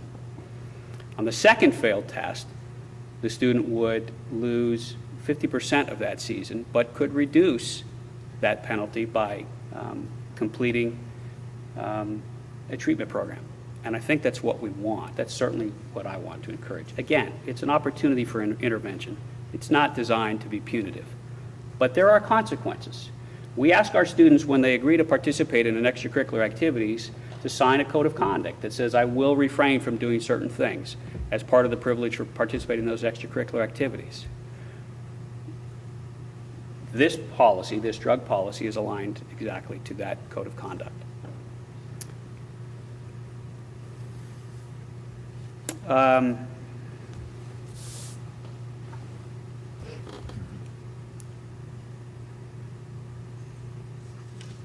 persuaded by the fact that there have been comments about children of a certain age, students of a certain age, who naturally will experiment with certain behaviors. I understand that. I understand that that happens. I'm also terrified by it because of what several folks have mentioned tonight, which is that many of the drugs that are available now are far more dangerous than what they were when many of us were at that age. I think we've been fortunate in this community that we haven't been hit head on yet with the opioid crisis, but it's everywhere in our state. I was speaking recently with a public safety official for the state of Ohio who deals with all of the emergency responders in the state of Ohio, and he said the single greatest challenge facing police and fire in every community in the state right now is frankly the emergency responses to overdoses, and primarily to opioids. I am not taking any comfort at all in the fact that a student might only be smoking cigarettes or might only be using marijuana or alcohol, because I do believe that there is a link, that there is a path. And I think the earlier that we can intervene, the better, before someone actually moves on to something that is more deadly, that is much more addictive. So I'm in favor of doing something which allows that.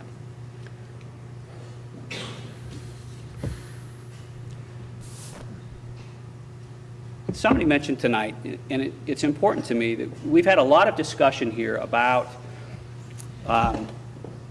trying to address the issue from the perspective of students who are using, and ultimately it's what we have to do.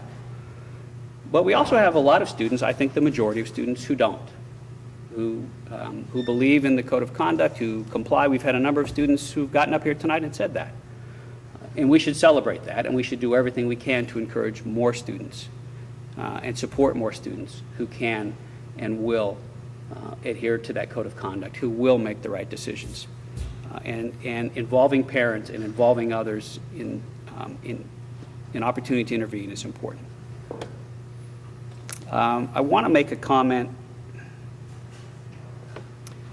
about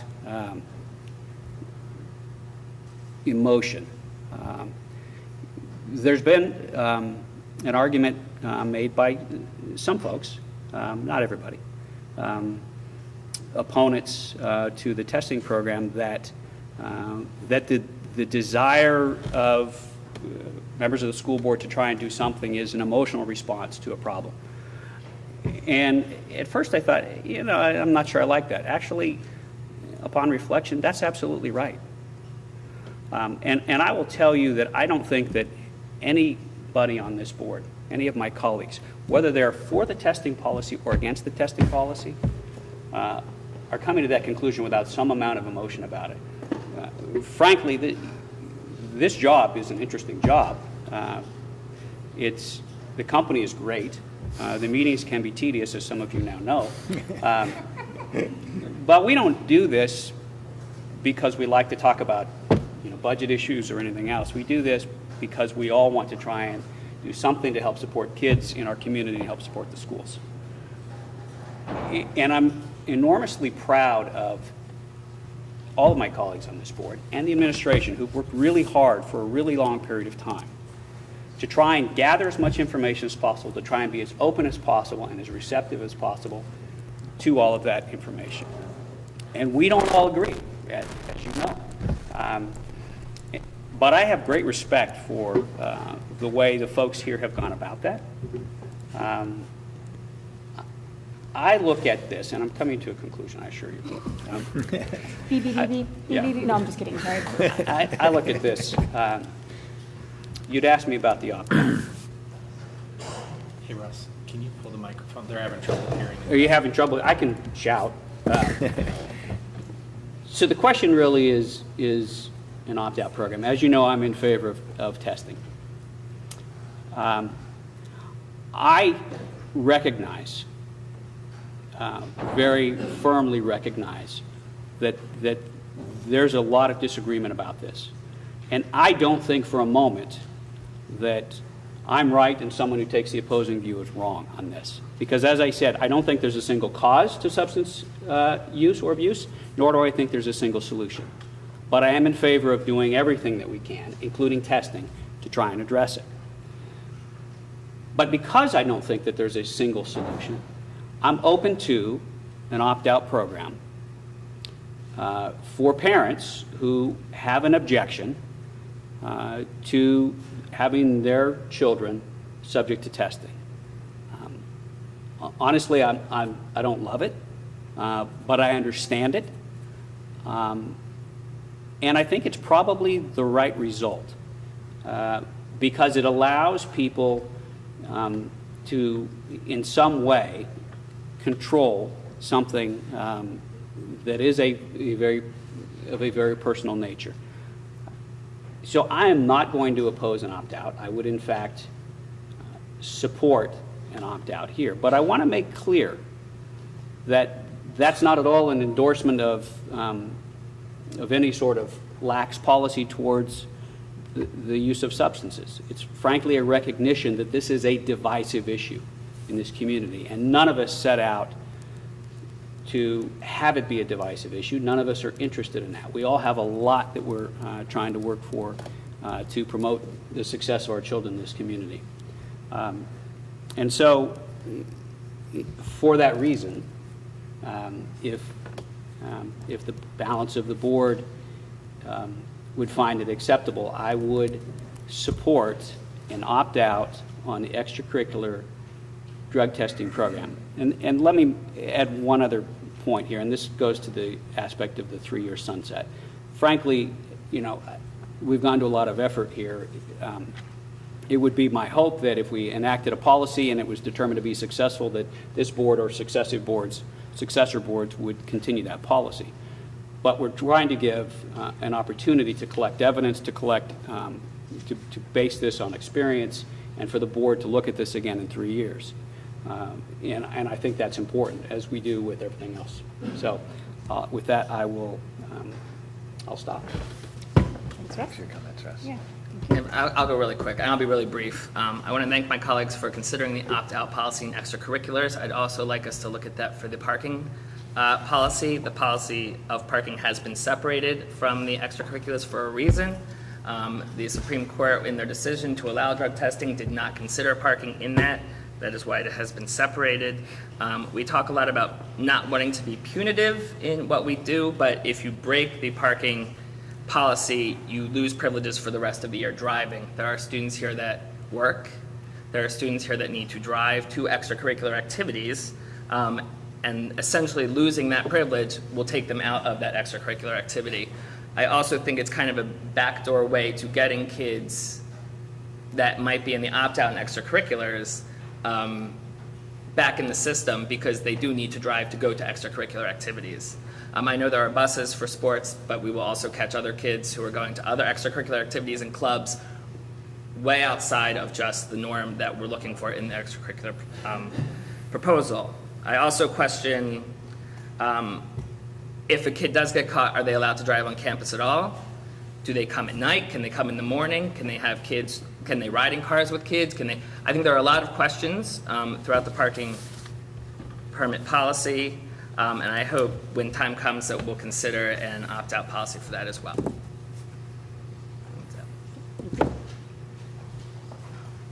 Amy? Maybe we should pass the microphone. Stretch. Not gonna make it. I can just use my calling the dog voice. You may have to, Amy. I can do that. Sit around his leg or something like that. There you go.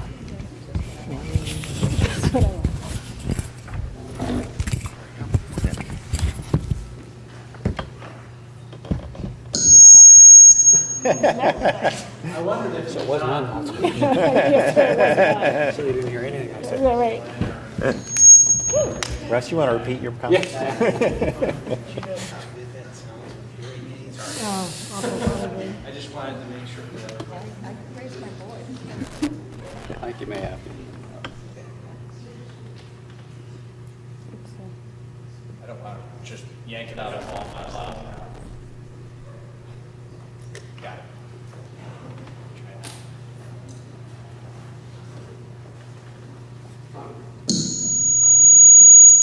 Okay. It wasn't too close to this. So, use your Calling the dog voice. calling the dog voice. I can do that. I can do that. And if you can't hear me, please let me know. I was a member of the committee that was first convened to start investigating this issue. And I didn't have a preconceived outcome in mind. But I have to say that it never crossed my mind that I would sit here repeatedly listening to parents defending their children's right to do something that was illegal and could potentially be fatal. I never, ever expected to hear that. I respect everyone who has taken the time to convey how they feel about this. It takes a lot of conviction to stand up in front of a group and speak, or even to sit in front of a group and speak. But what I do keep coming back to is these are substances that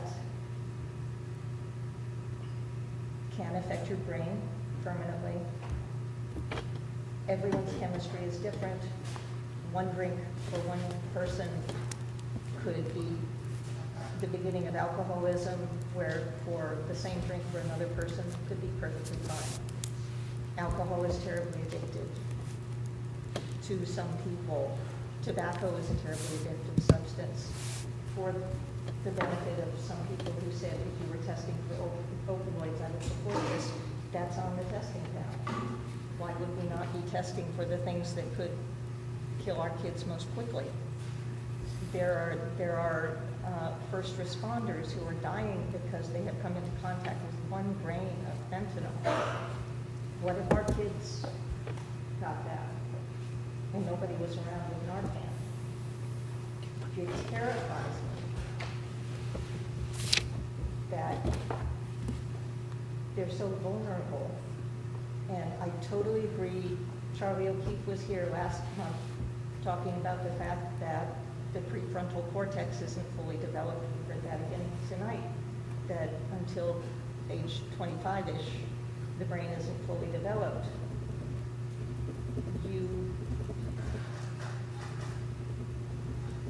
The long-term effects of the impulses can be devastating. They can be permanent, they can be fatal. They could kill someone else. And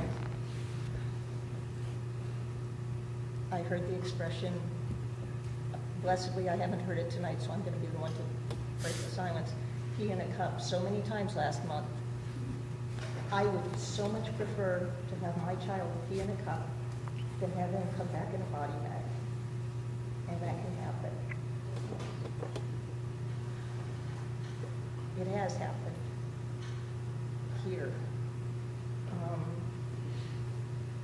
Listening to coaches, there's a misperception that this whole process was initiated at the behest of testing companies. Nothing could be further from the truth. The coaches were very concerned about the fact that there is a policy and it's unenforceable. the coaches could feel that they had a player who had an issue, but as the policy is written, there is not any way for them to prove it.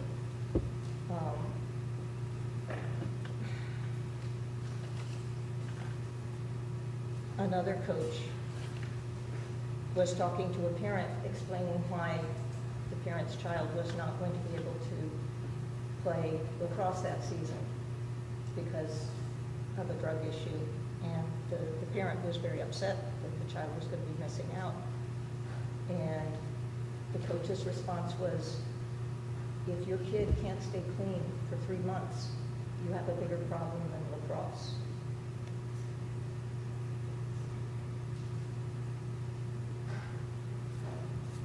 Studies are mixed on whether or not drug testing is effective. Studies are less mixed on the fact that the older you are when you start experimenting with things, the less likely you are to become addicted. We're trying to help you guys grow up. I see it as preventive. I see it as a tool for parents to start conversations. I see it as a tool for kids to be able to say, no, I'm not going to take that pill. No, I don't want to drink, thanks. I want to play basketball. I want to play baseball. I want to play field hockey.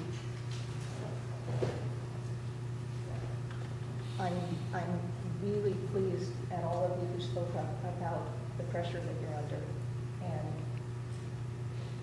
how that's affecting you and how you see it affecting your peers, because I do think that is something we need to address. But this is a step that we are not approaching lightly.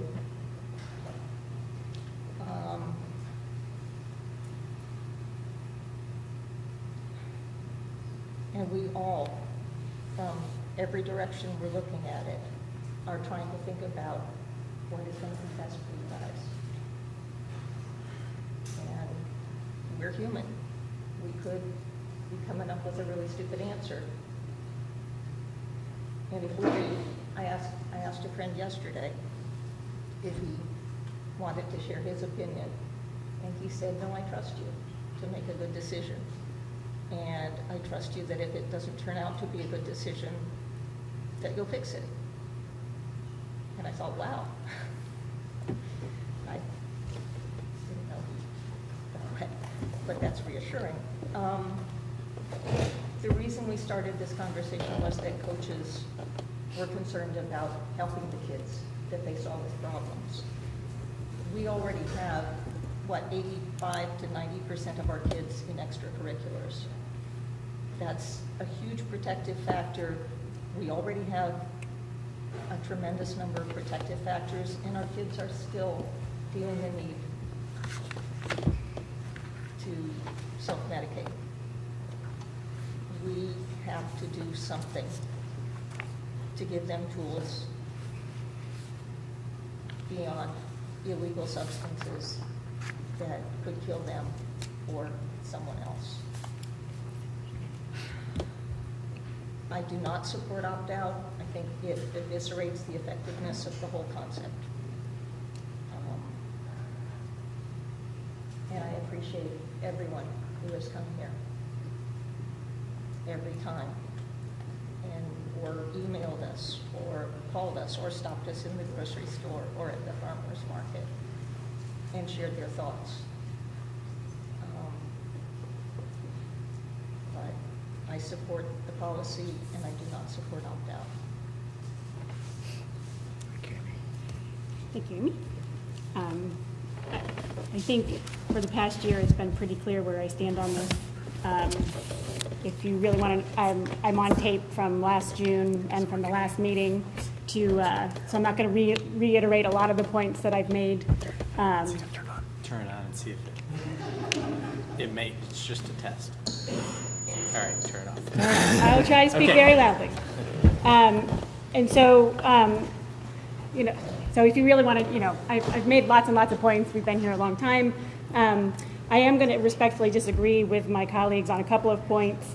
First of all, if we disagree with the policy, it's not necessarily because we're trying to protect our students' rights to drink. I don't want my son to drink. I don't want him to do drugs. I oppose this policy as it now stands.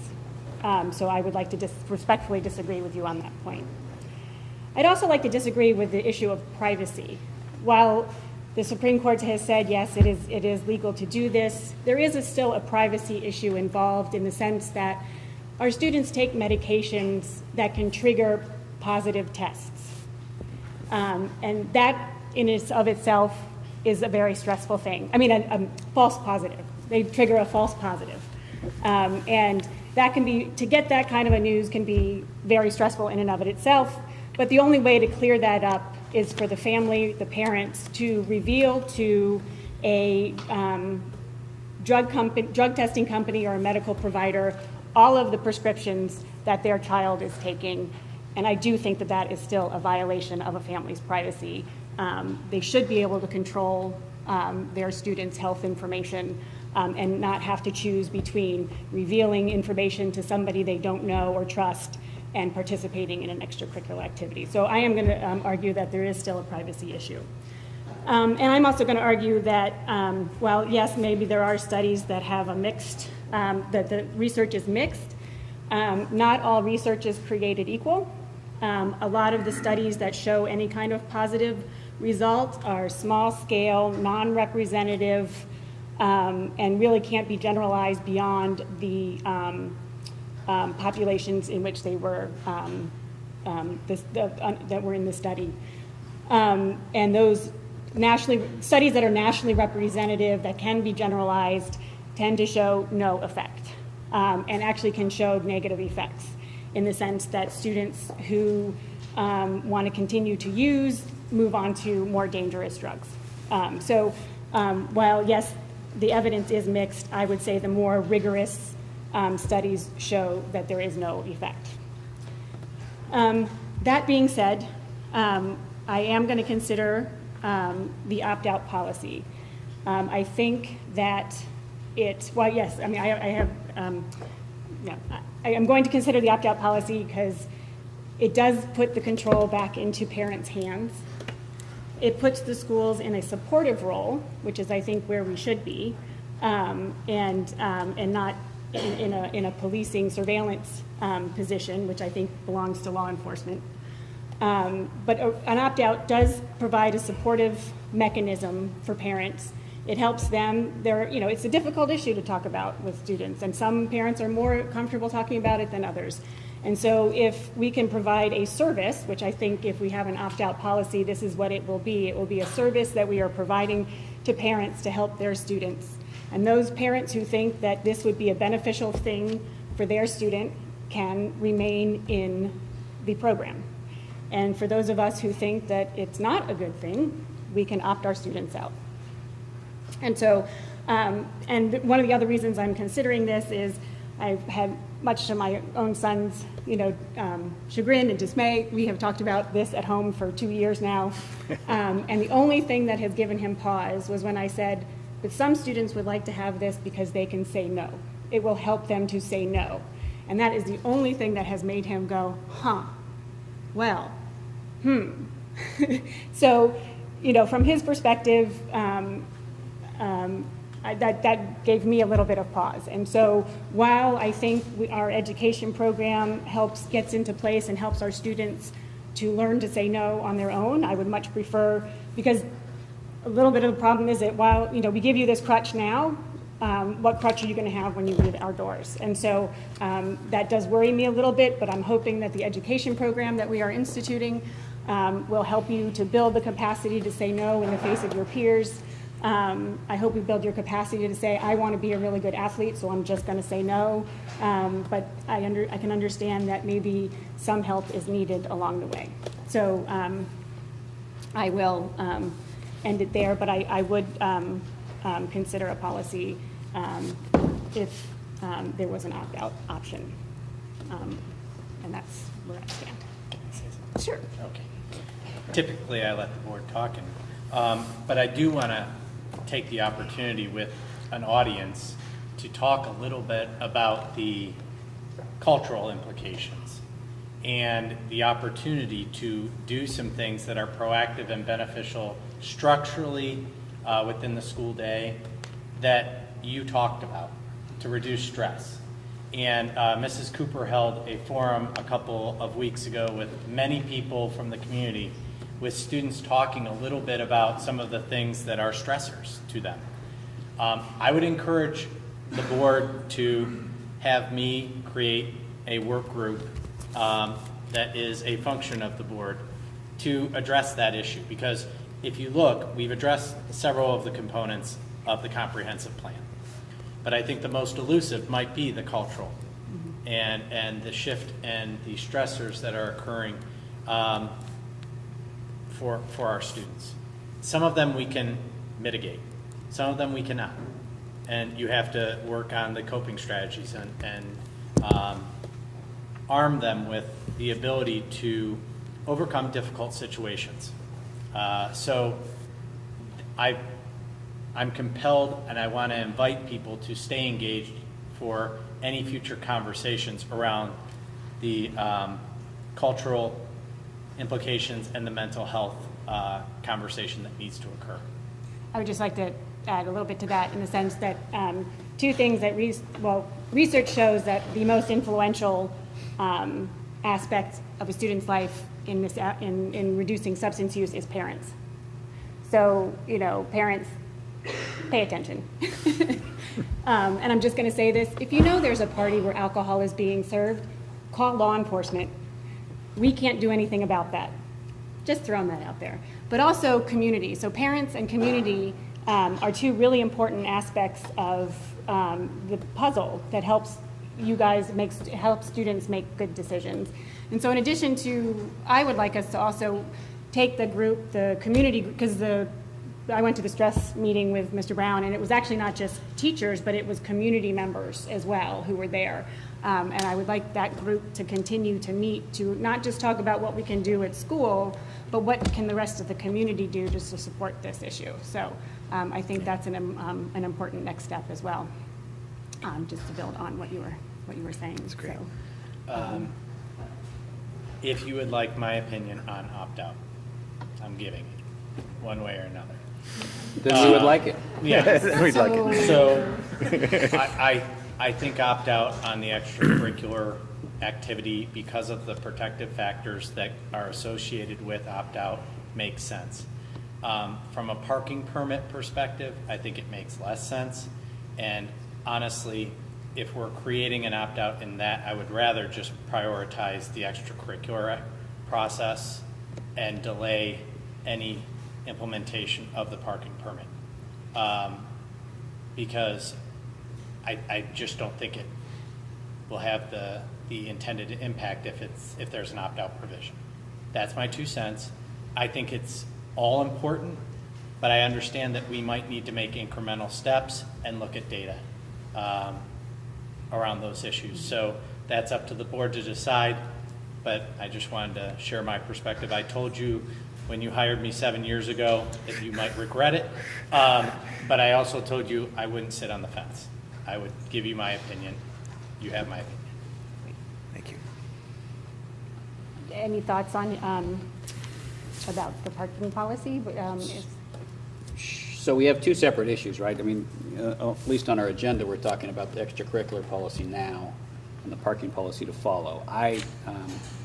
As I stated, I'm open to an opt-out provision on the extracurriculars. I am not enthusiastic about that with respect to the parking, but I would prefer, I suppose, then in that case to defer any decision on the parking tonight, and as you suggested, Mr. Brown, do something more incremental and address the extracurricular. That's my personal preference, but I'll whatever we do, I will vote. But, Thank you. But the issue of the opt-out on the parking came up late, and we haven't really had an opportunity, I think, to consider and discuss it in the same way that we have with respect to extracurriculars. So I would suggest there are two separate issues on the agenda. We first deal with the extracurricular, and then we can decide one way or the other what to do with parking. Thank you.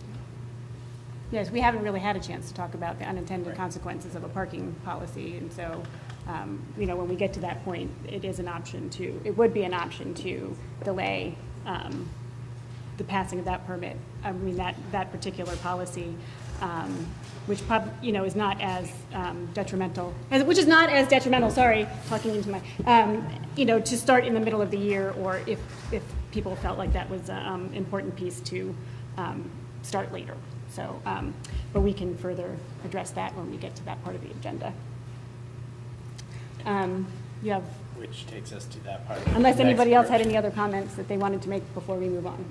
We can talk about it when we get to it. Okay. Yep. All right, so moving on to the action agenda. Okay.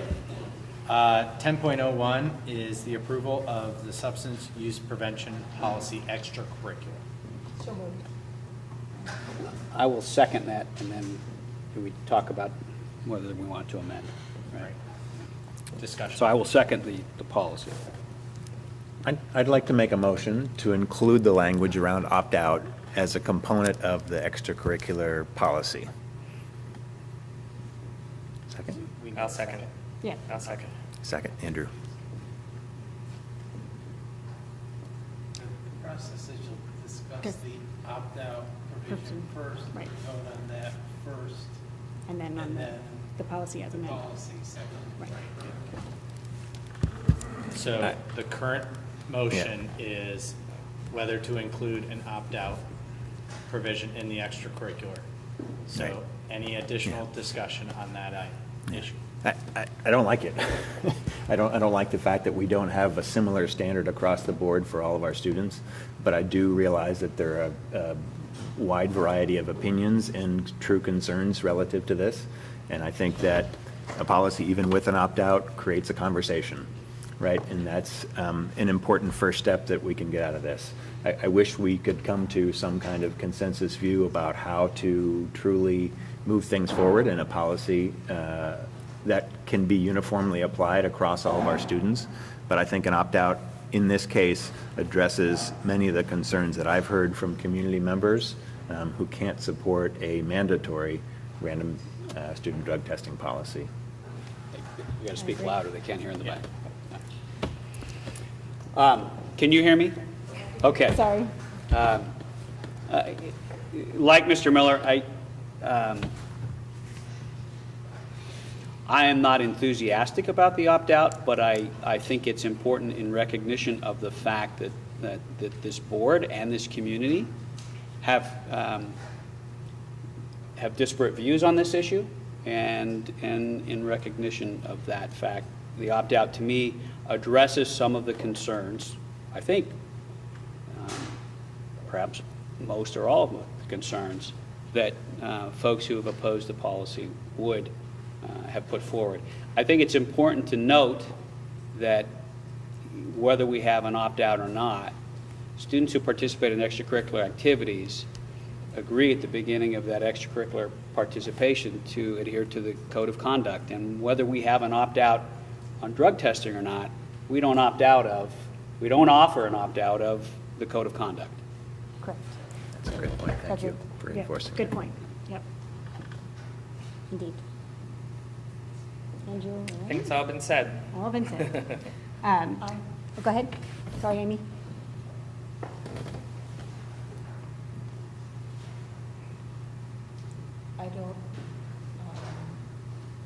I'm not comfortable with extracurricular participants who don't opt out.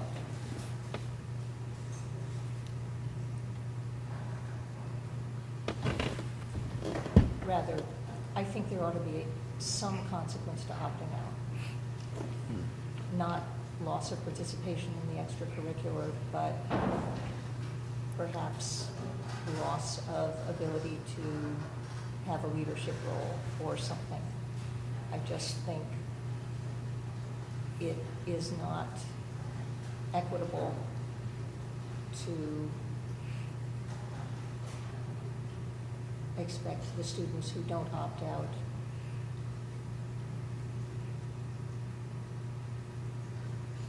Why would anybody not opt out if there were no consequence? And I don't know if there's even, if that even makes sense, but I just don't feel as though, I mean, the point of the, trying to set up a new policy is that the code of conduct was unenforceable. So. People can't hear me? Oh. Sorry. Everybody's leaning forward.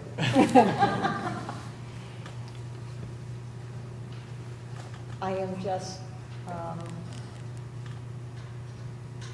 concerned about the implications of expecting those who play by the rules and don't opt out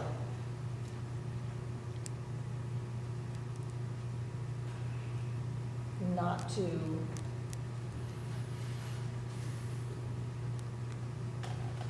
for there not to be some level of consequence for opting out. And I'm not saying not ability to participate. I don't even know what it would look like. I just don't think it's fair. But Just one complication to that is the opt-out will not be known to the general public, meaning coaches or the administration. So from the standpoint of trying to do something like that might be problematic, but It's the parent who makes the opt-out decision. Yes. Right? Not the student. Yeah. Correct. it's the parent who communicates it. Yes. Right. May or may not be the parent who makes it. Not true. True.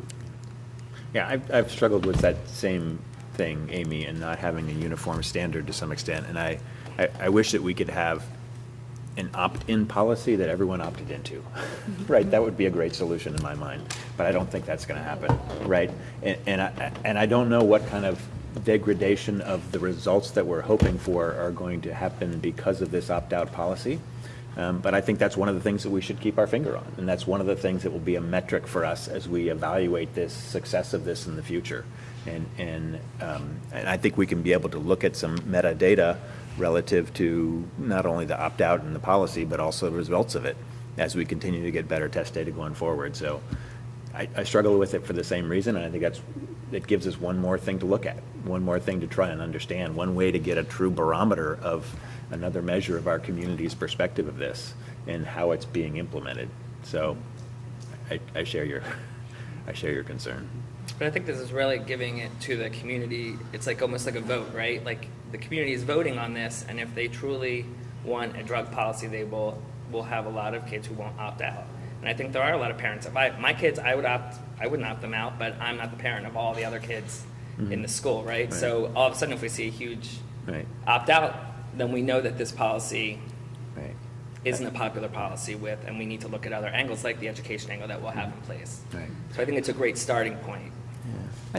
I would really hope that it's more than a vote. I would hope that it's a source of pride that can influence a culture, right? Whether you choose to opt out for some reasons or not, the fact that you are responsible in your decisions and willing to share that, and if you're willing to show that through a drug testing, if you don't have other concerns with it, I think that's a source of pride. I wish we could find a way to celebrate it to some extent, and I'm not sure I have a policy in mind to do that, right? But celebrating the fact that you make the decisions that you do in high school, I think is a wonderful thing. So I hope it's more than a vote. I hope it's helps move the culture, right? And it's hard to move culture with policy, but if this is something that people can embrace, right, and be proud of the fact that they're a part of a program that recognizes that they don't have issues with substance abuse, I think that's fantastic. If kids can use this as a tool for, combating peer pressure that can cause negative things, I think that's a fantastic tool. One thing I would like to point out, and this is really not necessarily about the policy, but in terms of collecting data, because we are implementing an education piece and a drug policy at the same time, we are not going to be able to attribute any change in numbers to specifically this one policy, one initiative or the other. So we would only be able to say that the introduction of education and the drug testing policy did or did not lead to a reduction in use. And a new survey. Multiple variables. What? We have multiple variables. Yeah, so when you have multiple variables going on, you can't attribute it to one or the other. So that is one issue that we should be aware of when we sort of implement both of these things at the same time. Yeah, anyway, just throwing that out. Okay. Anything else about the opt-out amendment? No. No? All right, take the roll, please. This is on the opt-out amendment. Correct. Mr. Miller? Aye. Mr. Khan? Aye. Ms. Deeds? No. Mr. Janice? Aye. Dr. Corman? Aye. Motion carries.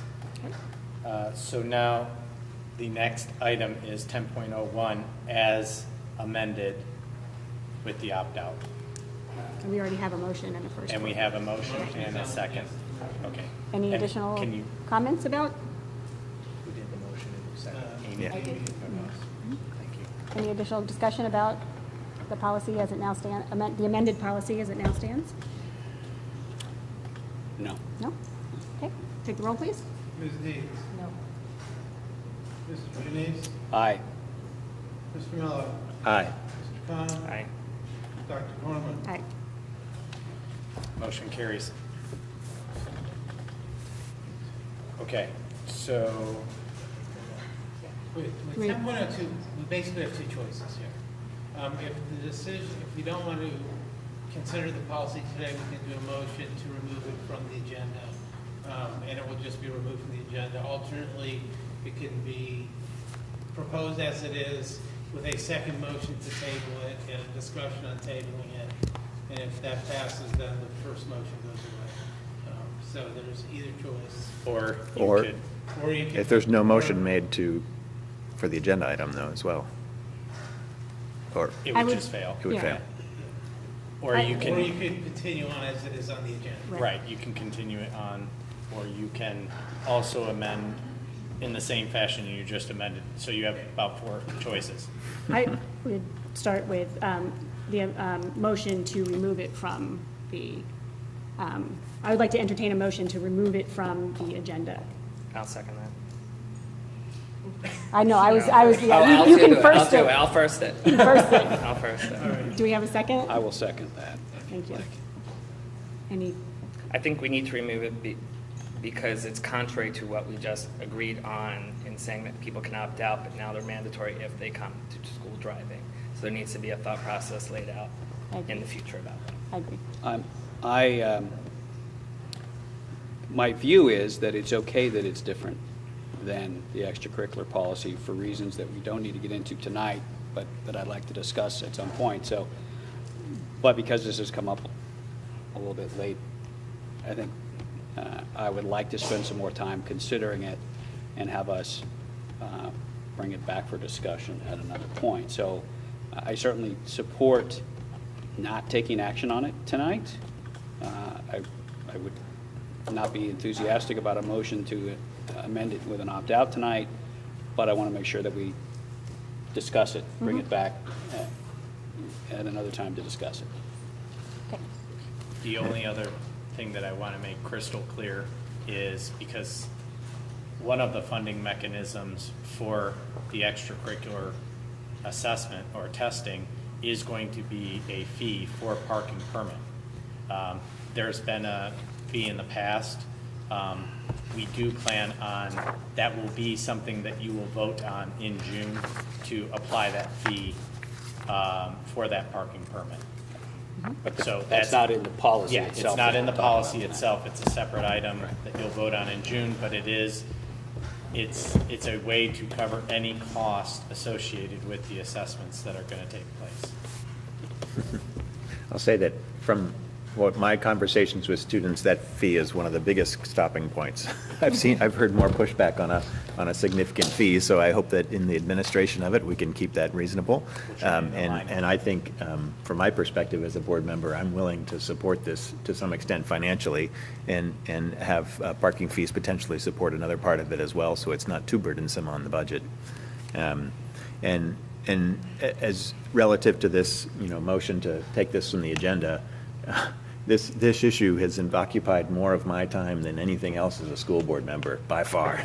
All of the research, all of the reports, all of the community messages and things like that have been extremely time-consuming, but I'm willing to do it, right? And I think if we haven't fully thought through all the implications of the parking policy, and we can delay and, as much as I hate to say it, continue the conversation, right?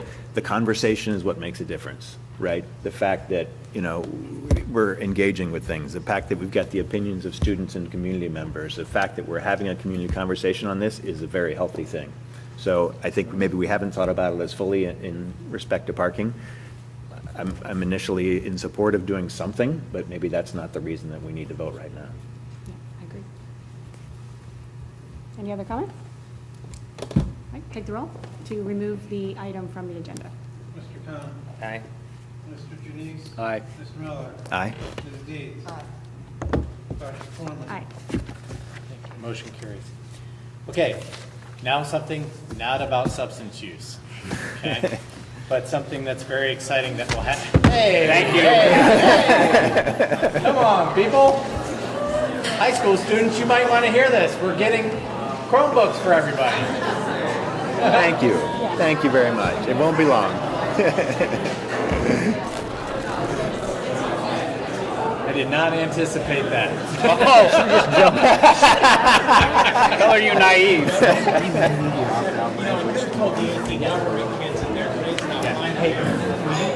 Yeah, right.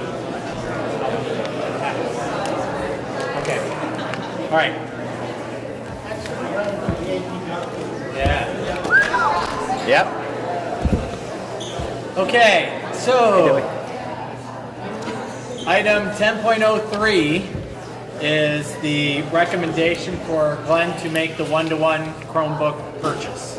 So moved. Microphone? We're going to make Second? squealing out of here. Moved by Mr. Janice, Second by Andrew. second by Andrew. Mr. Conlon, right. Sorry. Any questions about the one-to-one purchase? Can we, no, I was going to say, can we get Glenn's presentation? Yeah. Take the roll, please. Mr. Janice. Aye. Mr. Khan. Aye. Ms. Deeds. Aye. Mr. Miller. Aye. Dr. Foreman. All right. Thank you very much. Item 10.04 are the school fees for the 17-18 school year. All of the, motion. Motion to approve? So moved. Thank you. Second? Second. Thank you. And most of the adjustments are inflationary in nature. So nothing significant. And these are, where did it get notified of? Like, do we get mail about this? Yes, yeah. So you get a list of the school fees. Fees, yeah, okay. Now, for the most part, in the high school level, they're through your online portal. Okay. And you get notification for pay for it. Okay. What are the fees off the, 'cause I have little kids, I don't know what they are. Are they? They range anywhere from $45, depending on the class structure, to over $100, depending on if you're taking AP or other things. High school. At the high school. yeah. The elementary ones are low. Yeah, I think $45. they're Like $30 at the elementary school, or 35. Any other questions? Take the roll, please. Ms. Deeds. Aye. Mr. Miller. Aye. Mr. Khan. Aye. Mr. Janice. Aye. Dr. Foreman. Aye. Okay. Are there any seniors in the room? They might care about this one. Okay. Yeah. So, 10.05. Even though I am related to a very interested party, I will make this motion. This motion is to approve the 2016-17 graduates, for those With- who don't have a piece of paper in front of them. With one exception? No. Round of applause for our seniors. Yes. Thank you. Yay. Well done. any of you are here, but I think we deserve, so it's on tape, so you can tell everybody we clapped for that. So any, Or else you can't keep words? them around forever. Yeah. As much as you might like to. It's, we're, like all parents of kids who are graduating, we're thrilled. Proud, thrilled. Not that they're leaving, well, okay. No, but just happy because you've worked so hard to get here. Yeah. And it's just a neat celebration. Indeed. And just a reminder that all of you are invited to attend the commencement ceremony When at is that? Denison What is that? Sunday at 2 o'clock. Please be there by 1 for sure. Okay? And I'm told we're having parking places roped off for us, so when I find out where those are, I will let you know. Yeah. I have two, but Kathy Franks told me to tell everybody that there will be parking for us, so, sorry. I'll let you know where it is. Is it COTC? Sorry. a little out of Take hand the here. roll, please, Mike. You can Yeah. Aye. Ms. Deeds? Aye. Mr. Khan? Aye. Mr. Miller? Aye. Dr. Cornman? Aye. Okay, 10.06 are the student handbooks for the 17-18 school year. This will be, I believe we'll have a second approval for at least the high school handbook because of the policy changes that have occurred. Those are currently embedded. So moved? No, I already said. Oh, Oh, we said it. sorry. You got a second? Not No. yet. Second. Any questions? No? Take the roll, please. Ms. Deeds? Aye. Mr. Miller? Aye. Mr. Janese? Aye. Mr. Khan? Aye. Dr. Cornman? Aye. Item 10.07 is the gifted handbook for the 17-18 school year. So moved? Thank you. So there have been several changes in the gifted operating standards that have been incorporated into our gifted handbook, and Mr. Bernath is working with Mrs. Banks and now our new coordinator, and her name is? Yes, to make additional changes and work with our staff on professional development. Are those kind of primarily state-driven They're all type state-driven. things? There've been a lot of dynamics there, so, Yes. okay. Any other questions? Okay, take the roll, please. Mr. Miller? Aye. Ms. Deeds? Aye. Mr. Janese? Aye. Mr. Khan? Aye. Dr. Cornman? Aye. Item 10.08 is approval of the Alliance for High Quality Education dues. Second? As you know, I serve on the executive committee for the Alliance for High Quality Education. It is an advocacy group that has helped support many of the initiatives that we have put forth at the General Assembly and at ODE. I can say a direct result of their advocacy are the changes that are occurring to OTES. So now it's probably going to be a little bit of a time before it's implemented, but I think it's been very beneficial. Sorry, any other questions? Take the roll, please. Ms. Deeds? Aye. Losing Mr. it. Miller? Aye. Mr. Khan? Aye. Mr. Janese? Aye. Dr. Cornman? Aye. Thank you. Next, that takes us to our consent agenda. Can I have a motion for 11.01A through C11? As with the addendum, The yeah, addendum, which really should be C12, C12. not 11. So moved. No, I'll Tom, second. Thank you. Beat you to the second, Russ. Russ and then Thomas. Okay, I'd like to highlight a couple of things. Obviously, we have several donations, recognizing that the Granville Education Foundation is supporting the grant recipients that Mr. Miller mentioned at the last meeting. We have all the certified, classified, and administrative contracts that are being approved in this consent agenda, as well as extended school year contracts. And I would like to recognize Alice, our bus driver, who is retiring. Alice has been with us for, I believe, close to 20 years. So I recommend that with the appreciation of service and some regret. The $110 donation from Molly Roth was your mother. Oh, okay, yeah. Thank you.